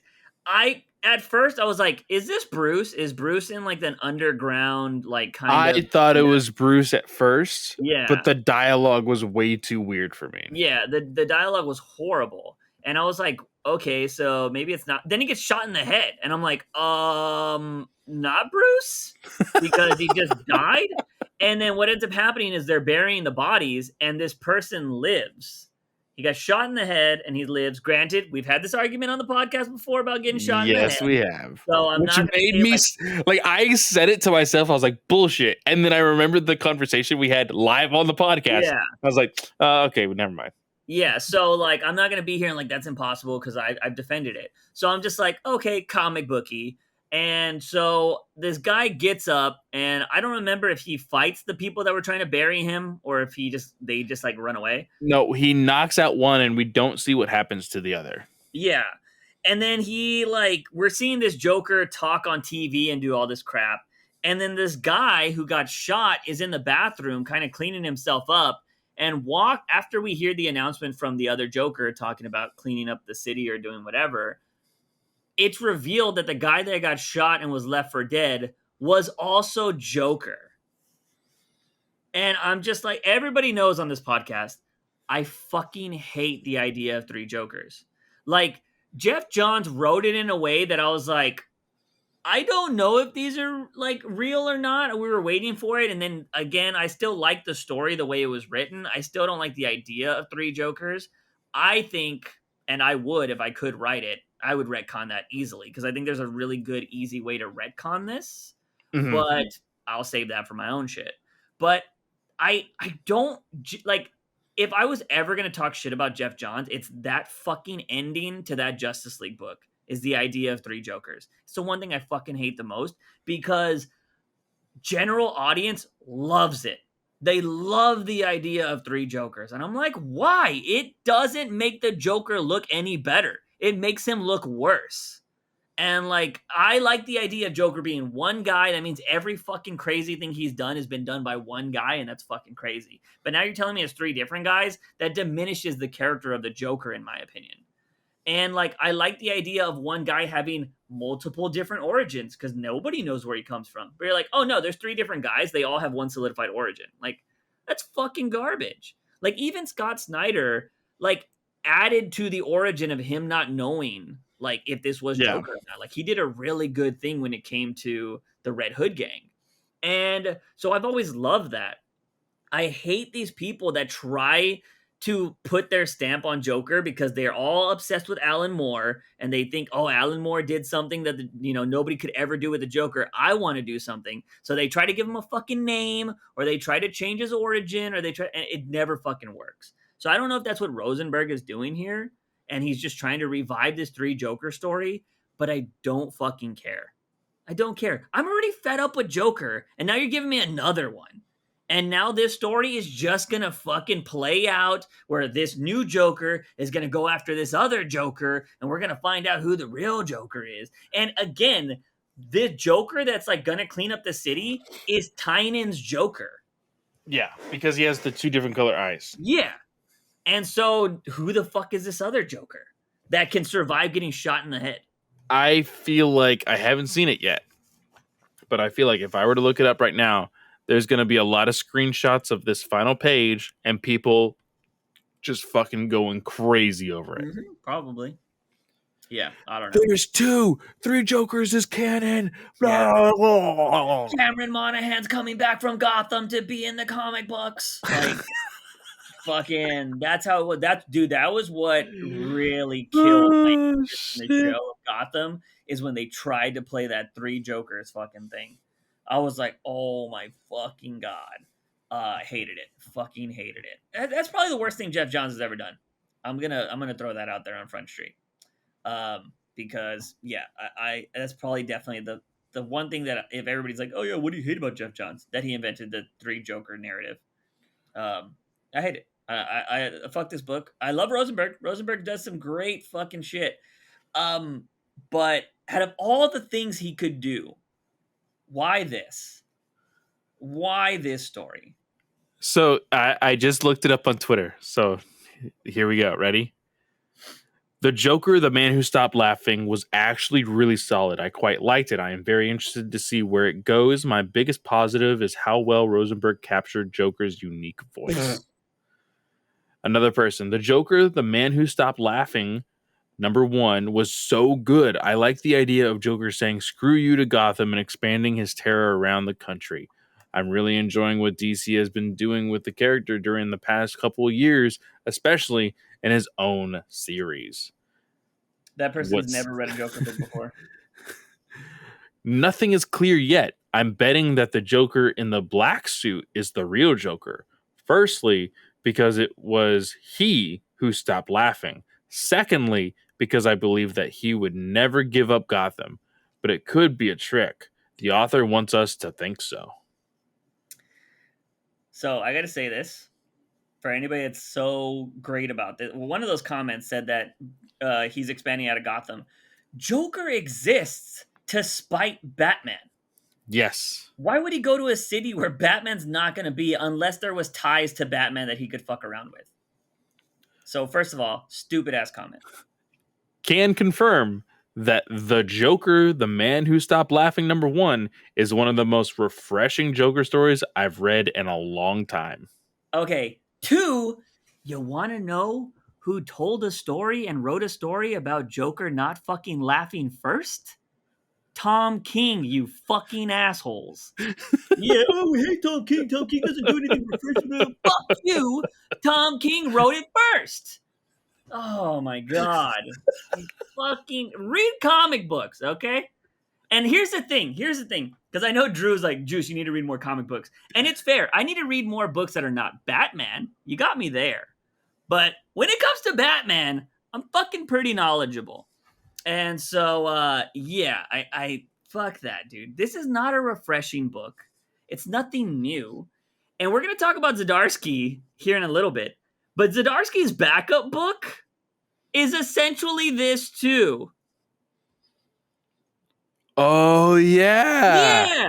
So Zdarsky, again, doing another story that's been told. He's telling the same story at once, and then also something that Tom King has done before. Anyways, fuck this book. Rosenberg, dude, I like you on the vampire book, and I like you on the kid book, but this is just, you could have done anything, bro. You showed me that you could make your own character and make it amazing. Why do this? Like, you know? Because, dude, here's the thing. If you're ever going to write a Joker book, your Joker book needs to be fucking amazing. Like, it needs to be to triumph every other great Joker book out there. And it's like, I don't know, man. I don't get it. I think DC just goes to people and they're like, hey, we need a Joker book. And you don't turn that down, you know? Yeah. I don't think anybody turns down a Joker book, so they just fucking pull something out of their ass. And that's just how it is. Instead of being like, counter proposal, can I do this? You know? And DC won't pull the trigger on that. That's the problem.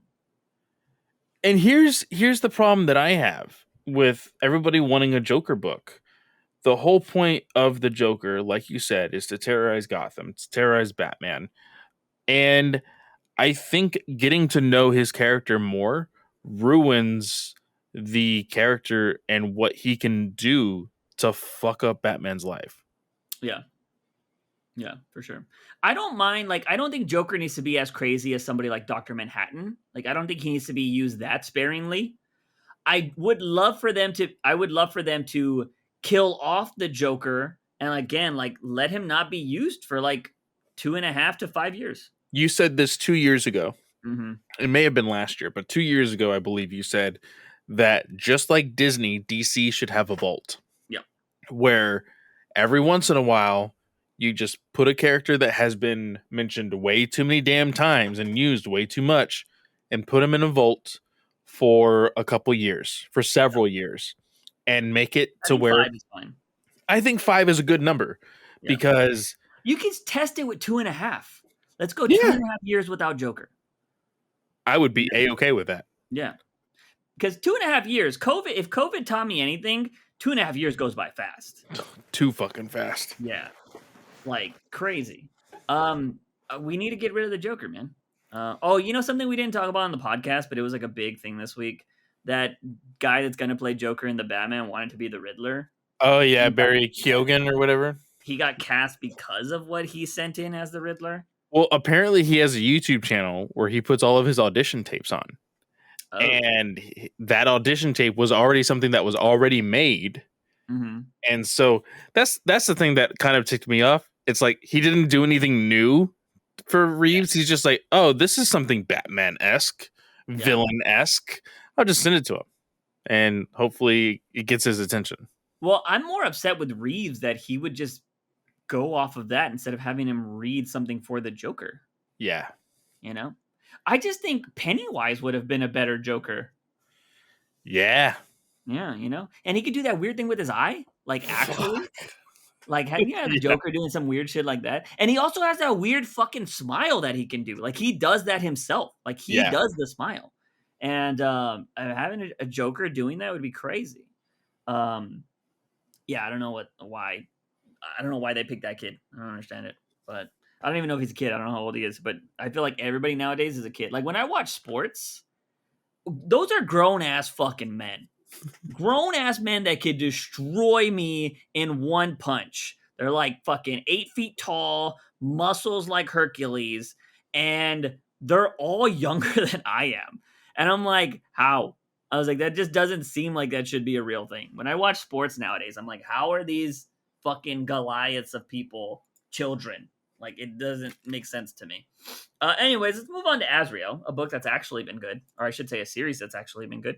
What did you think of this new entry into the series? Again, like I said before in our question segment, who's writing this? I feel like we don't get a praise. This is Zub, I think. Oh no, it's not Zub. It is Waters. Is it? Oh yes. What is his what is his first name?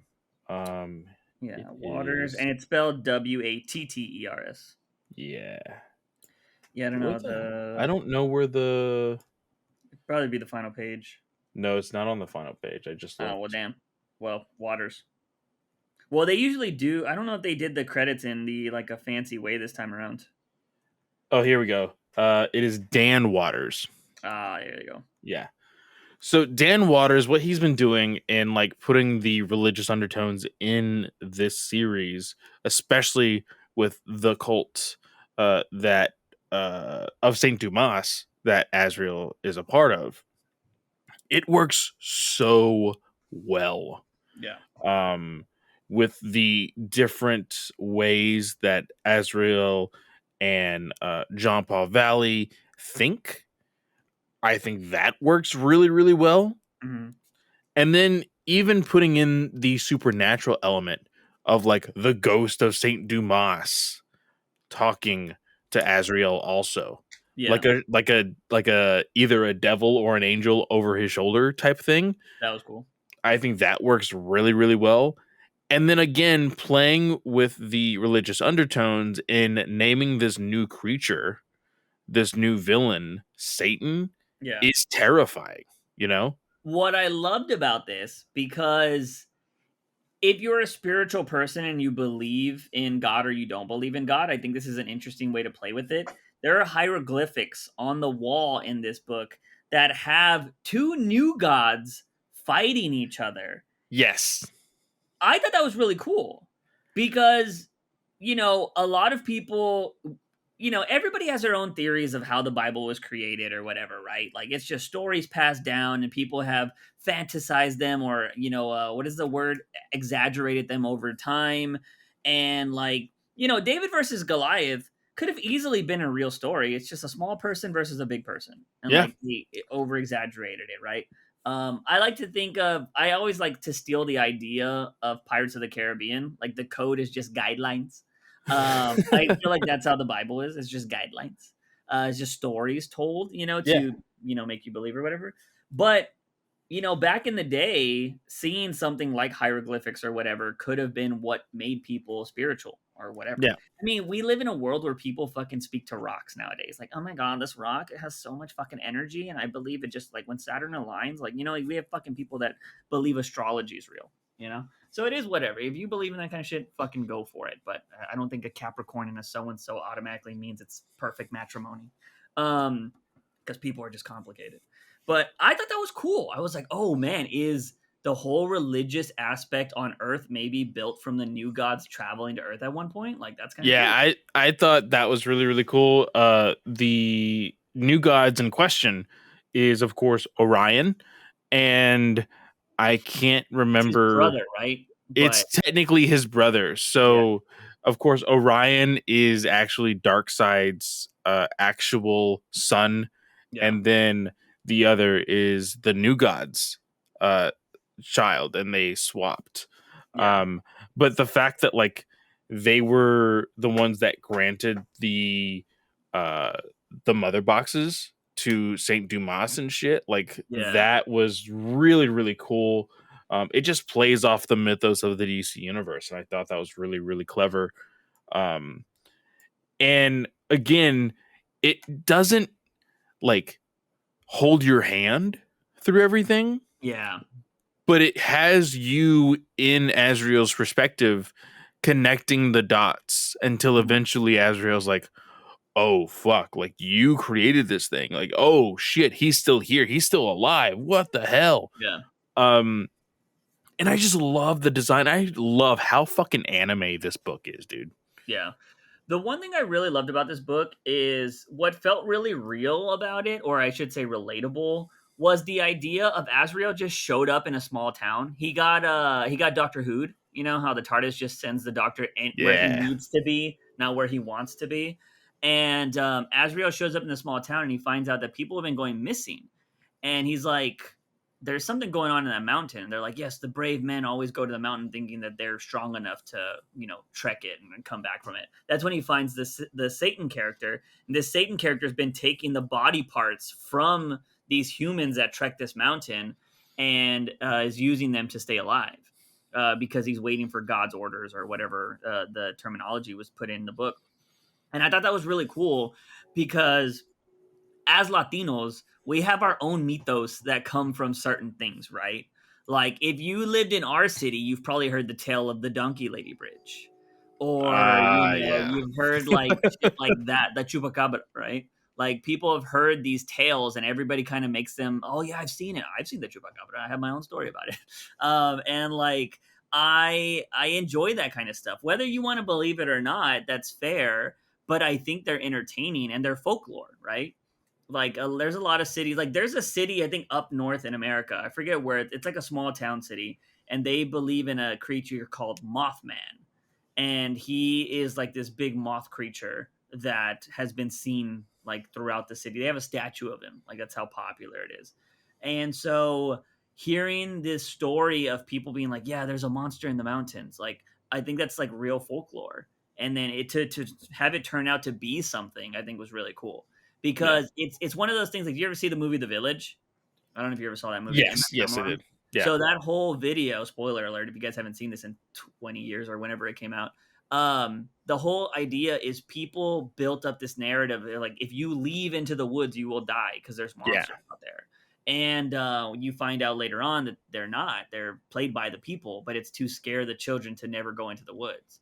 And I thought that's fucking awesome. And I think that's just kind of the same thing. It's like, don't go into the woods because nobody ever returns. And so I think that's really cool. And I thought that was a good aspect to further a superhero story. And I think people, again, like we were talking about with Justice League, they go too far into the fantastical and ridiculous when you can make it real and still make a really good story. Yeah. And yeah, so Azrael's fucking killing it. Dan Waters here is destroying it. Probably one of the better writers telling a story at the moment with a character not a lot of people usually care about. But again, Yeah. if you can take a character that is established but make them interesting, whether you change them up a little bit or not to make them interesting, you're gonna of course piss off some fans. But I think pissing off certain fans but gaining a bunch more, I would rather gain a bunch more than care about the ones you piss off, because there are some people that are set in their ways that are never going to change and they want things perfect. And it's like, dude, Yeah. you got to change things with the times or people are just going to drop off. You need to gain more new viewers. You can't just rely off the old ones because old ones die. We're humans. It's what happens. And you got to change it up every once in a while. You don't need to be crazy and change up everything. But, I still think this is a good way to go about telling an Azrael story. And I think this is awesome. I don't know how long this is going to go. Does it have a set number or is it just an ongoing series? I believe that it does have a set number. This was 3 out of, if it will I don't know if the front load. of the book says it.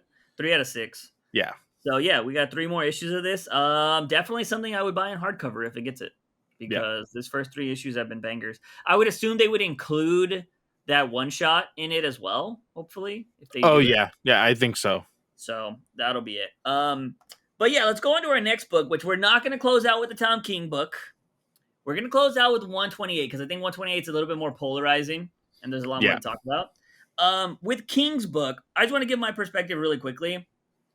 This was, I felt like, because I've read every King series so far except for Supergirl and his new book.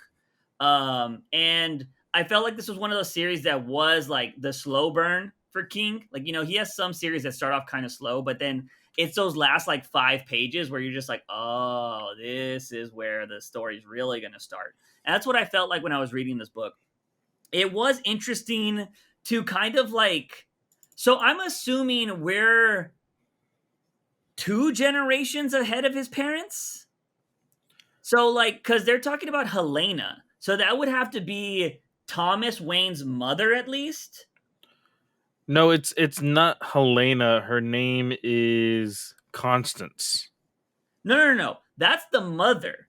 I'm talking about the child that's missing. Is named Helena, I think. Or Helena. Or yeah, Helena. Pretty sure. Oh, it's not Helena, it's Helen, probably. Because there's no A at the end of the name, I think. So the child that's missing is a girl. So I would assume the only way that it could be a Wayne is this would have to be Thomas's mother? Maybe? So I think so, actually. Because it's not Thomas. No, so no. It's definitely a female child. So I'm like, this has to be, if the earliest it could be would be Thomas's mother.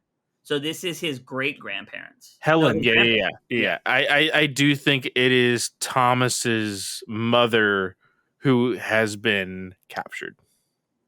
Wait, but actually, if it's Thomas's mother, then his mother must have been a boss because then she kept her name as a Wayne. Oh, well. Because I guess you're right. Sorry. I guess you're right. So it wouldn't be. It would be. Oh shit! Hold on. Because traditionally, I don't think this is happening that much anymore, but traditionally, a female takes a man's name when they get married. So if she was a Wayne, she would lose it unless she's marrying like a cousin or something. Oof. Yeah, that would make it really weird at that point. But so I'm curious on how this is going to break down. But anyways, so we get this whole story. Again, the start of it's more very detective-y. We know that Tom King loves that. There's this mysterious character that shows up, and it's all like, Slam Bradley, I have I have a thing for you. I'm going to give you $100. You have to deliver this to Mr. Wayne and Mr. Wayne alone. And he's all like, all right. And the whole story is like, I don't have anything to do today. You know what I mean? That's what like he's talking about throughout the story. He's like, I didn't have anything to do. So he takes this up. He tells his partner like, hey, go follow that chick because she seems kind of weird. And he's like, all right, I got you, boss. And what ends up happening is Slam goes to meet the Waynes. Turns out the Waynes have private detectives on their side. He tells them he's got a letter. They read the letter. He finds out now he is now caught up in something crazy because the Waynes had their child stolen, which Slam didn't know about this because they're trying to keep it hush-hush from the papers and the news and all that stuff. So he just finds out this kid is stolen. He's like, we got a note prior to this saying that somebody will come to us with a note and they'll know where the child's at. So they beat the shit out of him because they think he's the messenger. And so now Slam's The like, Batman. that was weird.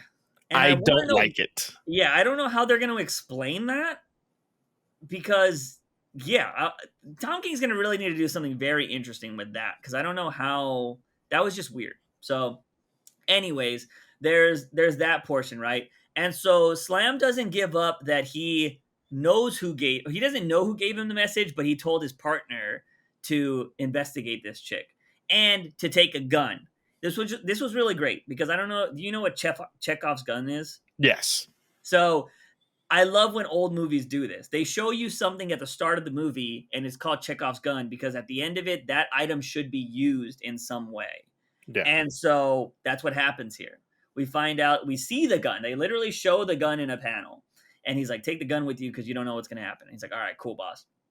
And then after Slam gets beat up, he's like, shit, like, I got to find out how to find this kid. Like, I'm in this now because they think I'm a part of this.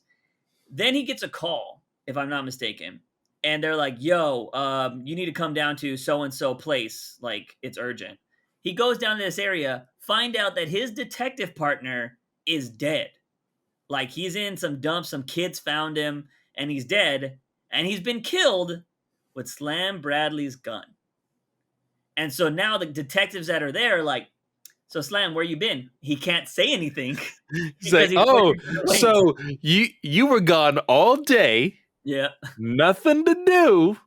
And your partner just so happens to be right here, shot by your gun, and you were nowhere to be seen? Yep. Where you been, man? Where you been? And I love it because he like says it, and then the detective, who looks like Bullock, by the way. I thought the exact same fucking thing. I was like, Tom King, what are you doing? Yeah. So I don't know what's happening there, but he does look like Bullock. And ends up saying, like, I like how the detective's like, let's go through this again. Your partner's down there, dead, with a bullet from a gun that is registered to you. So I'm going to ask you again, Slam, where you been all day? And it ends on that. Well, it doesn't end on that. So that's where it goes. And during this whole book, I thought the inner dialogue was past tense. Or I should say it is past tense. So I'm like, yes. Why is he talking past tense? I was all, is this going to end with it being modern time? And I didn't think it. Oh, really? I didn't think that. No. So I was reading it in past tense. This is something like I actually had a conversation with you, which we'll talk about in 128, where I really pay attention to the dialogue boxes. Yes. And it did dawn on me. I think there was a time where you see Slam like talking about how it's not the greatest city ever, but it's not the worst city ever. And you see like the kids playing in the street and stuff. Yeah. I did notice the past tense there. Mm-hmm. But I didn't. I thought of it more of like the old school detective movies, right?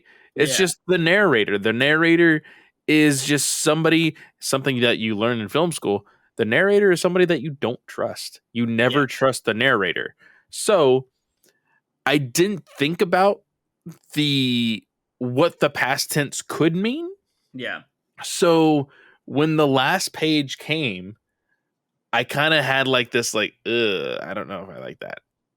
Really? Okay. Yeah. So I like that because this is something that's dealing with Batman's past, I don't mind it tying to modern day because he's going to be finding out stuff about his family that he might not know. But did you like that this person knows Batman as Bruce? I guess I didn't get that vibe. Does he know that he's Bruce? So the very first thing that you see the older Slam Brady, the very first thing he says is, it'll kill you. You sound like your grandpa. Oh, well, so we haven't learned this yet, but does Slam Brady Jr. know who Batman is? Because they work together with Catwoman and stuff. I don't know. So I think we're going to have to let the story play out because, I mean, and so this is also where we've been revealing, if you're reading these One Bad Day books, a lot of people know who Batman is. And that's what I'm not liking, is that everybody, and we get it. We talked about how, like, the importance of all of the big leaguer Yeah. villains in Gotham knowing Batman is Bruce Wayne is I don't give a fuck about Bruce Wayne. I just Yeah. want to fuck up Batman's life. And they're not going to say anything, Hmm. but they always have the threat that they could, Yeah. is one thing. So that is fun. But Hmm. when you start to see that every single person, like all these one bad days, of course, Yeah. Catwoman knows that Bruce is Batman. That would be crazy if she didn't. But if, They're fucking and she doesn't know it's Bruce Wayne. but like, that's why you keep the cowl on in bed. Yeah. Yeah. Turn the lights out. But like, if we go to like, we see after all the bad day, one bad day stuff, and I always call him like a D-lister, and we see freaking anarchy, and Mhm. he knows that Bruce is Batman. Like, it's getting ridiculous, right? Yeah, I would say that's ridiculous, yes. So when I see this person that I am not very familiar with is like, oh, I know you're Bruce Wayne. I'm like, what the fuck? So here, I don't know if Tom King will explain this, and hopefully he does, because this is a 12 issue or a miniseries. I don't remember. This Might be 12. is a I feel like when it deals with Gotham, it's going to be a 12 issue. it is a limited series, but I don't know if it's of 6 or of 12. I want to say you could probably go to his Twitter and it would be there. But usually I feel like when it's a miniseries, it includes the one of 6. Yeah. You know what I mean? This one just says issue 1. And I think all his other books that are 12 just say like issue 1, issue 2. They don't say issue 1 of 12, you know? True. I'm pretty sure. But anyways, this is the one way I could believe it that I think would be plausible. I don't know if he's going to write it this way, but it's probably something I would do. What you could make in a believable way would be that since I'm assuming, I'm not saying that he's young here, but obviously this is early on, and we find out that it is an old Slam Bradley at the end of this book talking to Batman. You could have Slam, since he's just so involved with the Waynes, he probably keeps up with everything the Waynes does for the rest of his life. And he probably puts in 2 to 2 together that like the Waynes die and then this character shows up like so many years after their death. You know what I mean? Blah, blah, blah. And kind of puts 2 to 2 together. I could see something like that happening. Not saying that it's my most favorite thing in the world, but it just kind of depends on how Batman or how Tom King's going to write this. You know what I mean? Yeah. I will say the Batman thing was kind of weird. I want to see how he's going to play that out. I really hope like this, because he's playing with something very dangerous here. I hope this person that kidnapped the kid is not going to be some random guy in a bat costume that's just crazy, because then you're saying that the Batman moniker was created before Batman. And by a villain. Yeah, so Tom King's playing with fire. Granted, we've thought these things in the past about Tom King, and he's never failed before when it comes to that kind of stuff. So we'll have to let it play out. But the Batman thing was kind of weird when it was signed that, because I could sit here and say I don't think it was necessary, but I don't know the story yet. But it feels unnecessary right now, you know? Like Yeah. it could have been anything, and I think it would have been weird. But right there, it just feels jarring. I am looking at everybody talking about Gotham Year 1, and it does look like it's only 6 issues. Really? Okay, interesting. Oh, I think maybe you know what I might be getting Danger Street confused. I think that's going to be 12 issues. Yes. So, yeah, I think that's kind of what it is. But yeah, so that happened. So yeah, 6 issues should be pretty interesting. But we'll see where it goes from there. But overall, I think this was kind of like a slower burn issue for sure. But I want to see how it's going to tie into modern day stuff, because I kind of like that, because this is having to do with Bruce's past. So I want to see what he's going to think of his parents. Because again, are we going down that the Waynes are bad people? Because like it could be that his parents were the first good version of the Waynes. You know what I mean? Because Yeah. it seems like a lot of the old stories, his ancestors were kind of shitty people. So, and then it would suck that the only good version of the Waynes got murdered in the streets. You know what I mean? Yeah.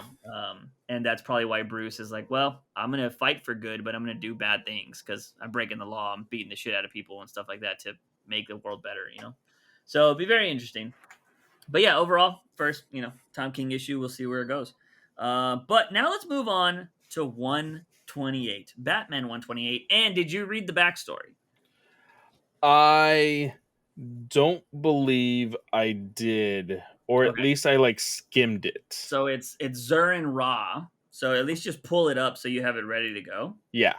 But okay, so everybody knows that I am very anti Zdarsky right now because I have not been liking this run. But I have preached from day one of this podcast.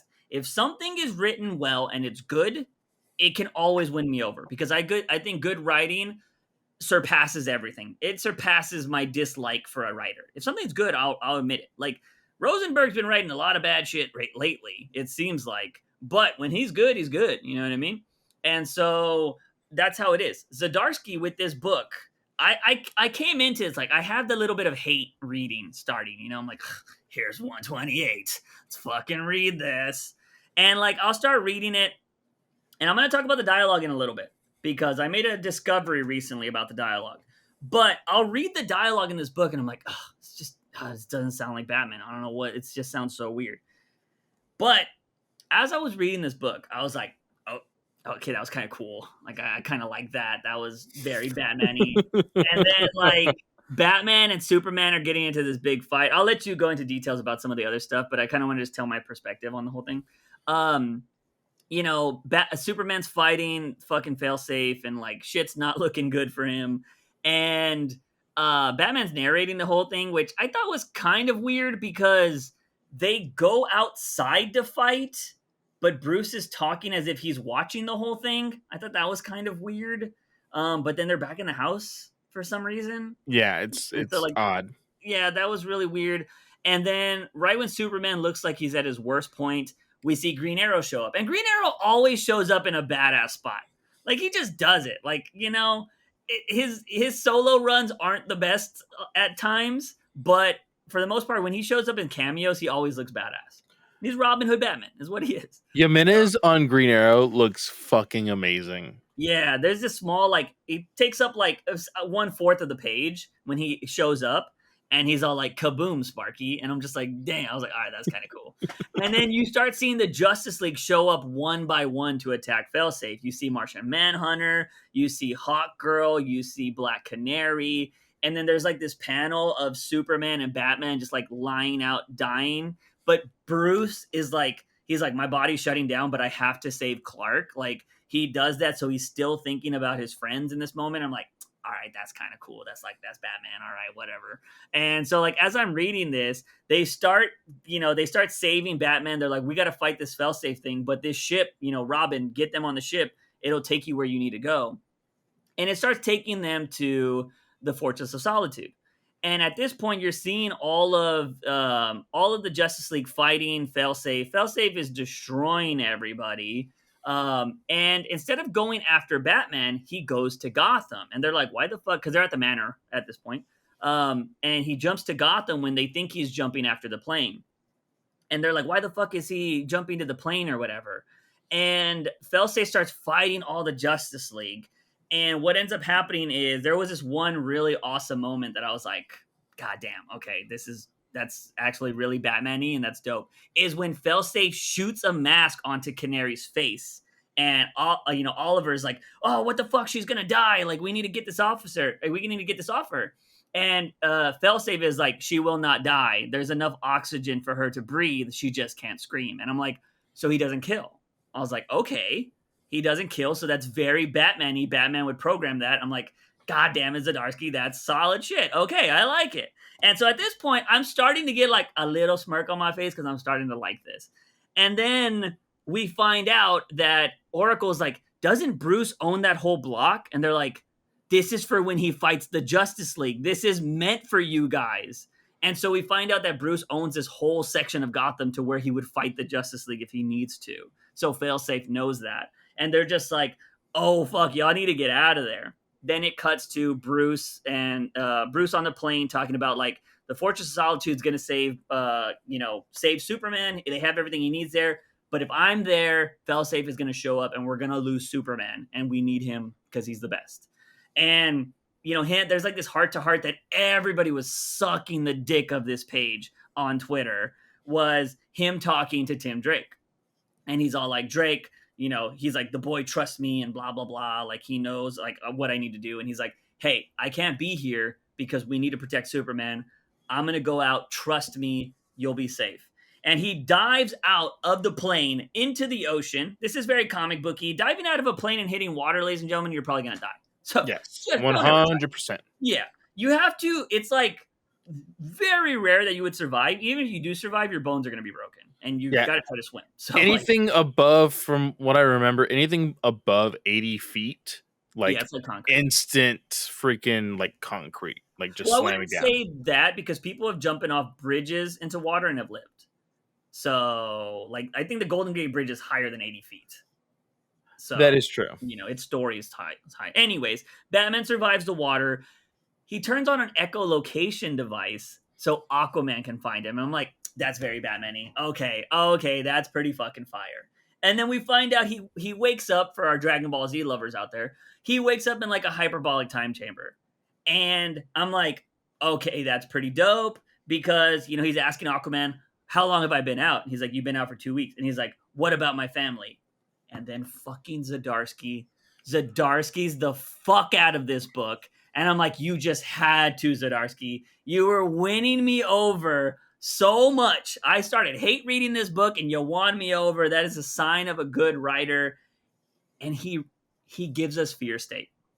We find out that it's been 2 weeks. Bruce has been out for 2 weeks. And Aquaman's telling him that Gotham has been taken over.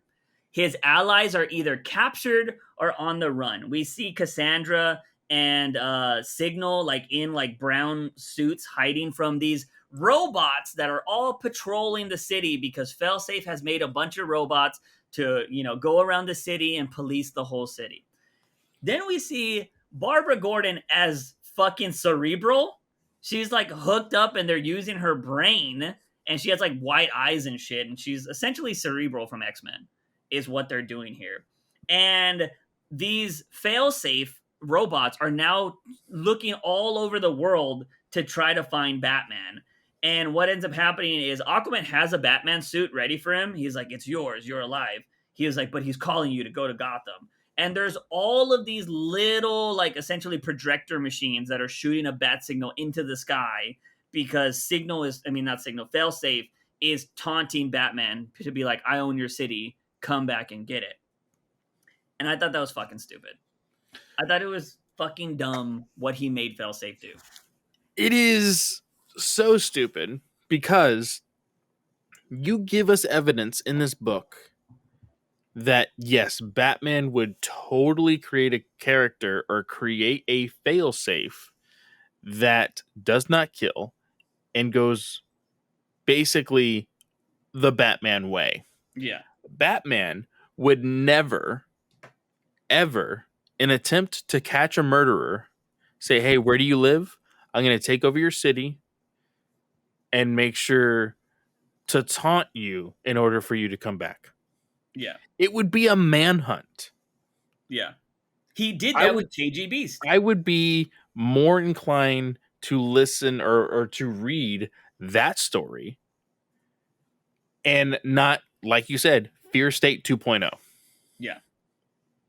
Yeah, and that was the thing that really sucked and I think was more shocking was when he literally went out of his way to show that Failsafe does not kill. And I was just like, okay. And I know some people are probably going to be like, well, Failsafe is made to take out a Batman that crossed the line. Yes, but he's done it. He would capture that Batman. He wouldn't just go in there and start killing people to find that Batman. You know what I mean? Which you could, I guess, make a little bit argument that what he did to Superman was pretty fucked up. So I don't like, that's pretty dangerous. Like if he would have started like repairing Superman at that point, maybe that would have I don't know. That's kind of weird because he like fucking hit Superman like almost like in the heart with a Yeah. fucking sword of kryptonite. So I was just like, so I don't know. It's really weird, but he legitimately says in this the precedent is set that he doesn't kill. But for him to just capture all of Gotham and make everybody live in fear again, that doesn't feel very Batman-ish. And that's not something Batman would do. And also, Batman would never basically enslave his team and make them become cerebral. Like, I doubt Barbara Gordon has a choice there. So, like, he's got pretty much, he's making her a slave and he's like, all right, you're going to use this and I'm going to use all your knowledge, which is weird because you would think Failsafe is probably all knowing, or he would just hack into everything. But I was like, all right, let's just take fucking, Barbara's shit. But I don't know. It's kind of, I thought that was kind of stupid. And I just can't believe that it's Future State or whatever the fuck it was called. Fear State, 2.0. Because that's where the whole city was taken over. And I'm just like, come on, Zdarsky. You had to do that, dude. And so what are we going to do now? We have, 3 more issues of this arc? 2 more issues, maybe? I think 3. So it goes to December. So this is October's issue. So no, yeah. So 2 more issues. Yeah. So he's going to go back to Gotham in the next one, assume. And then it's weird because the December issue, aren't they going to go to like space or something? I'm pretty sure that was a synopsis for one of them. I think one of them is something having to do with space. I don't know, man. I just thought that was kind of ridiculous. Like he was winning me over. He was genuinely winning me over, and he is giving me, dude. He's 4 for 4. He's 4 for 4 in doing other stories in his book, and I'm just like, bro. Yeah. Anyways, there is this, I mean, what did you like about the book? I mean, obviously, like, I'm assuming you like the Justice League stuff. I did like the Justice League stuff. I always enjoy Green Arrow, whether it be in a solo series or in other people's books. I love when like Green Arrow and Robin like hatch this plan to be like, okay, we got to go to the ship. Freaking Green Arrow grabs Batman and he tells scrawny Robin, okay, get the blue Boy Scout. Okay, let's go. And the next panel, you see Robin struggling to drag Superman on the ship. Just like small details like that, I think are hilarious here. But I think there was a moment that you were kind of rolling your eyes at before, but still, like you said, the first half of this book was a legitimate good book. Yeah. But you had those moments of, oh, is this a good death type of scene? Yeah, he did that. He, again, stolen from Tom King, Drew's favorite quote from Tom King. He's using it twice already. He's used it twice. Now, granted, I should say, spoiler, it's from a future book. He uses it again. So I'm just going to say that. He's done it in this book, but he's doing it, he loves it. He uses it again in a future book. And I'm just like, bruh, why are you so into that? But, speaking of the dialogue stuff, though, that's what I want to get onto. Yes, the bold letters in the narration boxes. Here's the thing, because I want to make this very clear. Like, I know a lot of people probably think, like, oh, Juice is probably very, like, he just hates this person because it's not going the way he wants. No, if I dislike somebody, I dislike somebody. But when I dislike it for reasons, this is what I should say. And when I dislike something, because I used to be very like, ugh, if I hate something, I hate it. But nowadays, I'm like, why do I hate something? I question why I dislike things because I don't want to hate anything. And I only hate one thing in this world, and it's a person. And so I always question, why am I annoyed or why does this bother me? And so I try to do research and see what it is. Is it tied to something that I don't like, that they're giving off that vibe? Is it just like something I've already read, so I think it's annoying? But I was like, why do I not like Zdarsky's Batman? I was like, maybe it's the dialogue. Maybe it's how he talks. Maybe it's how Batman thinks. So I decided to go back and read Scott Snyder's. I was skimming through Scott Snyder's dialogue, and I was just like, okay. I was like, I remember absolutely loving this run, and I think he got Batman almost perfectly. And so this dialogue is pretty solid. I was like, I'm reading it. I was like, oh, okay, he talks a certain way. He speaks a certain way. That makes sense. And I went to Zdarsky's and I was like, Zdarsky's dialogue is probably shit when it comes to this. And so I'm reading it and I'm like, there's actually a lot of similarities. I was like, they kind of talk the same. I was like, he's kind of got that Batman-y voice down. And I'm just like, why don't I fucking like it? And so I look at it, and Zdarsky does this thing where in Batman's inner dialogue, because this is supposed to be Batman's thoughts, he boldens words. And I was like, that has to be it. Because when you're reading that, it'll be like, and this will stop the bleeding, and he's infected with it now, dead in hours if not treated. And then that's just kind of how you're supposed to read bold words, right? Like they're supposed to stand out in emphasis. Yeah. And so it'll be like, my entire body is screaming for me to shut down, to let the unconsciousness kick in. The paranoia of youth, Clark, an embarrassment. That can't bring myself to share just yet. You know what I mean? It's like, why are you boldening these words? Like, now that can be a creative choice for the letterer. Mm-hmm. So if that's the case, you need to get a new letterer on this thing. But if Clayton Cowles is the GOAT. Is it Cowles? Cowles does every Batman book. He's the GOAT. He did King's. I'm pretty sure he probably did he's done every Batman book since King for sure. I don't know if he did Snyder's. Let me look if he did Snyder's. Hold up. Keep the podcast going. I am looking currently right now through the book to see where exactly I got the first Snyder book. Oh, it is Clayton Cowles. Oh no. Yep. Yeah, he's the GOAT. You can't talk shit about him. So lettering in Snyder's book is not done by Cowles. So he probably jumped on during King's run. And I think he was probably the letterer for everybody since King. Because he does a lot of Batman books. So who is it in Snyder's? Snyder's is, well, I mean, maybe it could have changed over time, but according to this, it is Richard Starkings and that's, I don't know, it says Richard Starkings and it says Comic Crafts Jimmy Betancourt letterers. So Comic Crafts. Yeah, it's a company. Yeah. I actually bought their lettering class. Nice. So yeah, it's Clayton Cowles, which he's never done this in any other Batman book, to my knowledge. So I don't understand why it happened here. And I also would assume this is something, if it was a problem, that Zdarsky could change. So I don't know why he's boldening these words. And I think it's just really annoying and it's really off-putting when I read it. And because I don't understand it. Like, usually when you bolden something, it's for a reason, right? Like, maybe I'm supposed to pay attention to this later. You know what I mean? I doubt Zdarsky is wanting me to connect all of these words and it's going to fucking solve a riddle later. You know what I mean?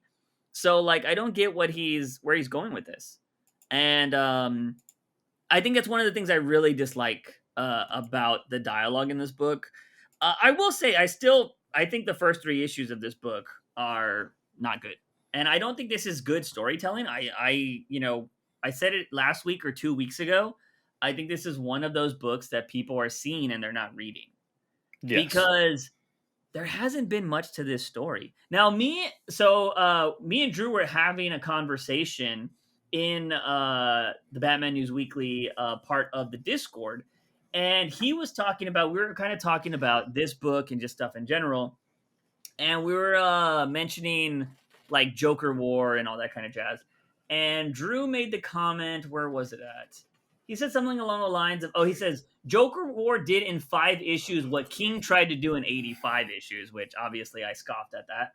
And then he said, Chip did Fear State in 5 issues over the 10 or whatever Tynan tried to do. I don't remember how long Fear State was, or because it was also Future State then Fear State, so they were kind of the same thing. And I put like laughing my ass off, and then Drew says, I don't mean to knock King because I liked his run. I mean by breaking the bat and bringing him back. Now, even though he clarifies his statement there, I don't think Zdarsky's breaking of the bat, if you even consider that this happening in his run, has been good. Because what breaking happened? He got bumped on the head and we automatically got Purple Batman. You know what I mean? Like Yeah. there's no breaking here. Whereas King, we had that long drawn out like why he became broken and what happened with the wedding and how he had to find himself again and all that kind of jazz, you know what I mean? And why he is Batman. Like that was a longer storytelling over time. And I did Drew did clarify that he was like, I like it. He's like, I didn't say it was good writing though. And so like he's just saying that the elements of this are happening faster in Chip's run than they did in other people's run. But Yeah. I just don't think it's good. I just don't. And I think I think these 4 books are being carried by cool things that happen in them and not the story. And I think that's what people are focusing on. And I think I've said that a lot. And this was something I wanted to bring up because, like I said, people on Twitter were slobbing on the knob of this book. They were just talking about, like, oh my God, this moment between Drake and Bruce is so wholesome. It's the best. This is Batman. He gets Batman. And talking about how, like, just all the cool moments in this. They said that Batman actually seems like he's in danger in this book, which, I mean, he's in danger in a lot of books. I don't read this book and feel like he's in more danger than he's ever been in. You know what I mean? Yeah. Because like we've read plenty of books where he's not winning right away. Like, so I don't know if people just don't read a lot of Batman or what the case is, but I'm just like, all right, whatever. That's what a lot of people are saying. But I wanted to bring this up to you because Raphael posted something in our Discord a few days ago talking about how Grant Morrison, who a lot of people are all over, we know fucking Zdarsky loves Grant Morrison. I mean, literally, Zurin Ra is what, part of Morrison's run. Morrison was actually praising Tom King. And he was actually saying that Tom King is one of the more refreshing writers, one of the better writers in comics right now. So I wanted to ask you the question as like just in general, you know how I am when it comes to reviews. I always tell everybody read stuff and experience stuff for yourself and make your own judgments. But where do you think we should put most of the weight when it comes to hearing opinions on writers? Should it come from other writers that have worked in the business or should it be just from viewers? You know? That's hard. That's hard. And the I'm not reason saying it needs to be 100% either. I'm just no, saying who gives more weight, you well, know? for one, in that article, Morrison was like, "Oh, I got the comps." So he's getting these books for free. He's not supporting Tom King. He's not buying them. Well, for sure. I No, get just that. joking. Like just throwing that out there. But at the same time, like that's how a lot of these people are. Mhm. They are not buying these books. They're pirating them online. They're looking at small moments of these books, Yeah. and they're like, "Oh, this is horseshit. Tom King is horseshit because he had some person call this person a whore in his book." Blah blah blah. Like Yeah. they are taking these small moments of these larger books. They're judging them based off of it. And when it comes to these stories, I personally would say you have to lean more towards the fans. Mhm. It works great if one of your favorite writers gives a compliment to a writer that you're really enjoying currently. Yeah. Because then it's like, oh, well, if he or she likes them, like that's how you know they're doing good work right now, is Yeah. when they make a compliment towards this creator. And I think that does help a lot. It spreads the it spreads the respect Mhm. for those creators that they're giving the good vibes to or whatever uh the compliments to or whatever. But you're writing these books for the fans, not for other writers.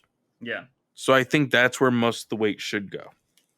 Yeah, I would agree with it because they are the consumer and like if they're not buying it, it doesn't matter. But I also believe that a lot of fans are stupid when it comes to their opinions. You know what I mean? Like they just because you buy something doesn't mean that like everything should go the way that you believe it, right? The customer's not always right. You know what I mean? Yes. Because if customers were writing these books, holy shit, they'd probably be garbage, to be honest. You know what I mean? And like my thing is, I don't know. I think it's like I think it has to be a balance of both. Personally, I think it just comes down to every individual. Like you just have to read it yourself. But I will say if you are somebody that loves Grant Morrison and you think King sucks, that's when you'd be like, your favorite writer loves King though. Like, so what does that say about you? Like, you just not like King, you don't like him, or because you can't say he's not a good writer if one of your favorite writers thinks he's a good writer, but and you think that guy's a good writer, but you're saying he's not a good writer. So are you saying your favorite doesn't know fucking good writing? Like, you know what I mean? Like, what are you saying there? And so, like, I think it's a conversation point. But yeah, I think it always does come down to the consumer. But I've seen so many bad takes on Twitter that I'm not going to put all of the weight on consumers, like, or readers, because I think a lot of them are not, they don't think about it critically, or they just, again, they see it, they're not reading it, they don't know the like underlining tones that they're reference, they don't understand all the references or whatever. Because I think, and this is what made my YouTube channel I think thrive a lot, is I would talk about the undertones of like comic books and the episodes and be like, oh my god, this is actually a reference to this and that. And comic book fans that don't go out and buy comic books are like, oh, that's really awesome. You know what I mean? And they're like, somebody connected the dots for me. So I think that is really cool. A lot of people cannot connect the dots themselves. And so I think that's why you see a lot of these people that kind of just go off of, they're very easily like, I don't want to say manipulated, but they're like, essentially can be easily like puppeteered. You know what I mean? Yeah. Because like when it comes to their wording, it's like, oh yeah, my this guy I watched said it, so he knows what he's talking about.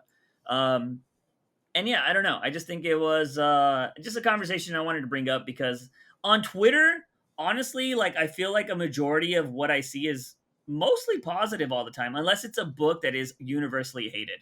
So I would go with that. But anyways, you didn't read the backup, right? Correct. I did not. Okay, so basically, it's a Zern and Ross story, and I only kind of wanted to talk about it because they mention a lot of like it's drawn in very old school elements. There's even like the red phone from the '66 story. It's drawn in that kind of mentality, but they show Batman kind of talking about Zern and Raw and like how he became it, and like Robin wasn't able to go down to the cave when this was being like when he was training himself, and he was talking about essentially this becomes a Joker story, and they're like, it's some they like find these patients that have these smiles, but he's like, it's a fake smile. Something's wrong. It's not like Joker's not using the right toxins or whatever to make his normal smile, and he's making these wrong smiles. And it turns out that the Joker is no longer smiling. And this issue was called "I Am a Gun" Part One, and the next issue is called "Shattered Smile." So we have the third Joker story where he's not smiling.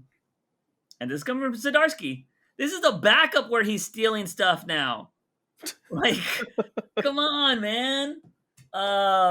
So yeah, kind of blew my mind with that. But overall, it was funny because Drew asked a while back, like, "Yo, what can Chip do to get you back on like the good side?" I said, "Stop fucking telling repeat stories." I think that's what I said. If I didn't, well, then I'm saying it now.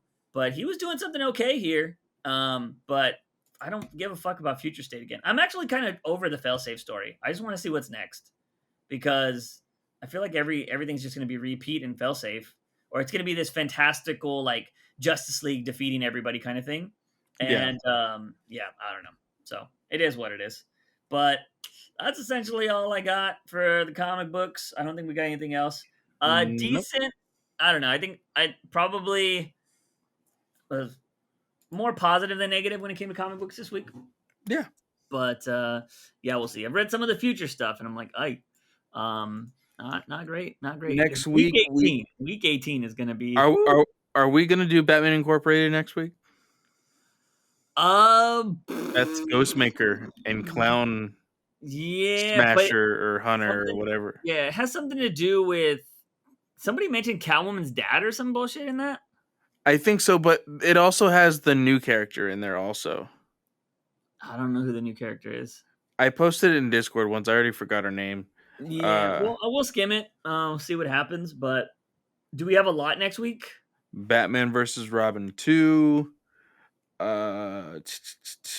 We have I Am Batman 14 that you wanted to look at Oh because yeah, I just that remember is reading. actually I saw that it is a tie-in to Dark Crisis. Oh, okay. Then we have well, actually, that is it. Just Batman versus Robin, and I Am Batman 14. All right, so maybe we will reincorporate it just to kind of. It is issue 1, right? Yeah. So I usually give issue 1 a go, but we'll see. But anyways, that is essentially it for this podcast, ladies and gentlemen. Clay, I don't assume you got anything going on. I did a book review for Star Wars Alliance for the newest High Republic book called The Path of Deceit. Go check it out. And if you have not read the book, go read the book and then go check out the review. And that is it. Noise. I have been streaming every once in a while. Go check out my Twitch channel for that. And mainly I'm posting on my Shorts channel. Go check out Juice from the Box Shorts.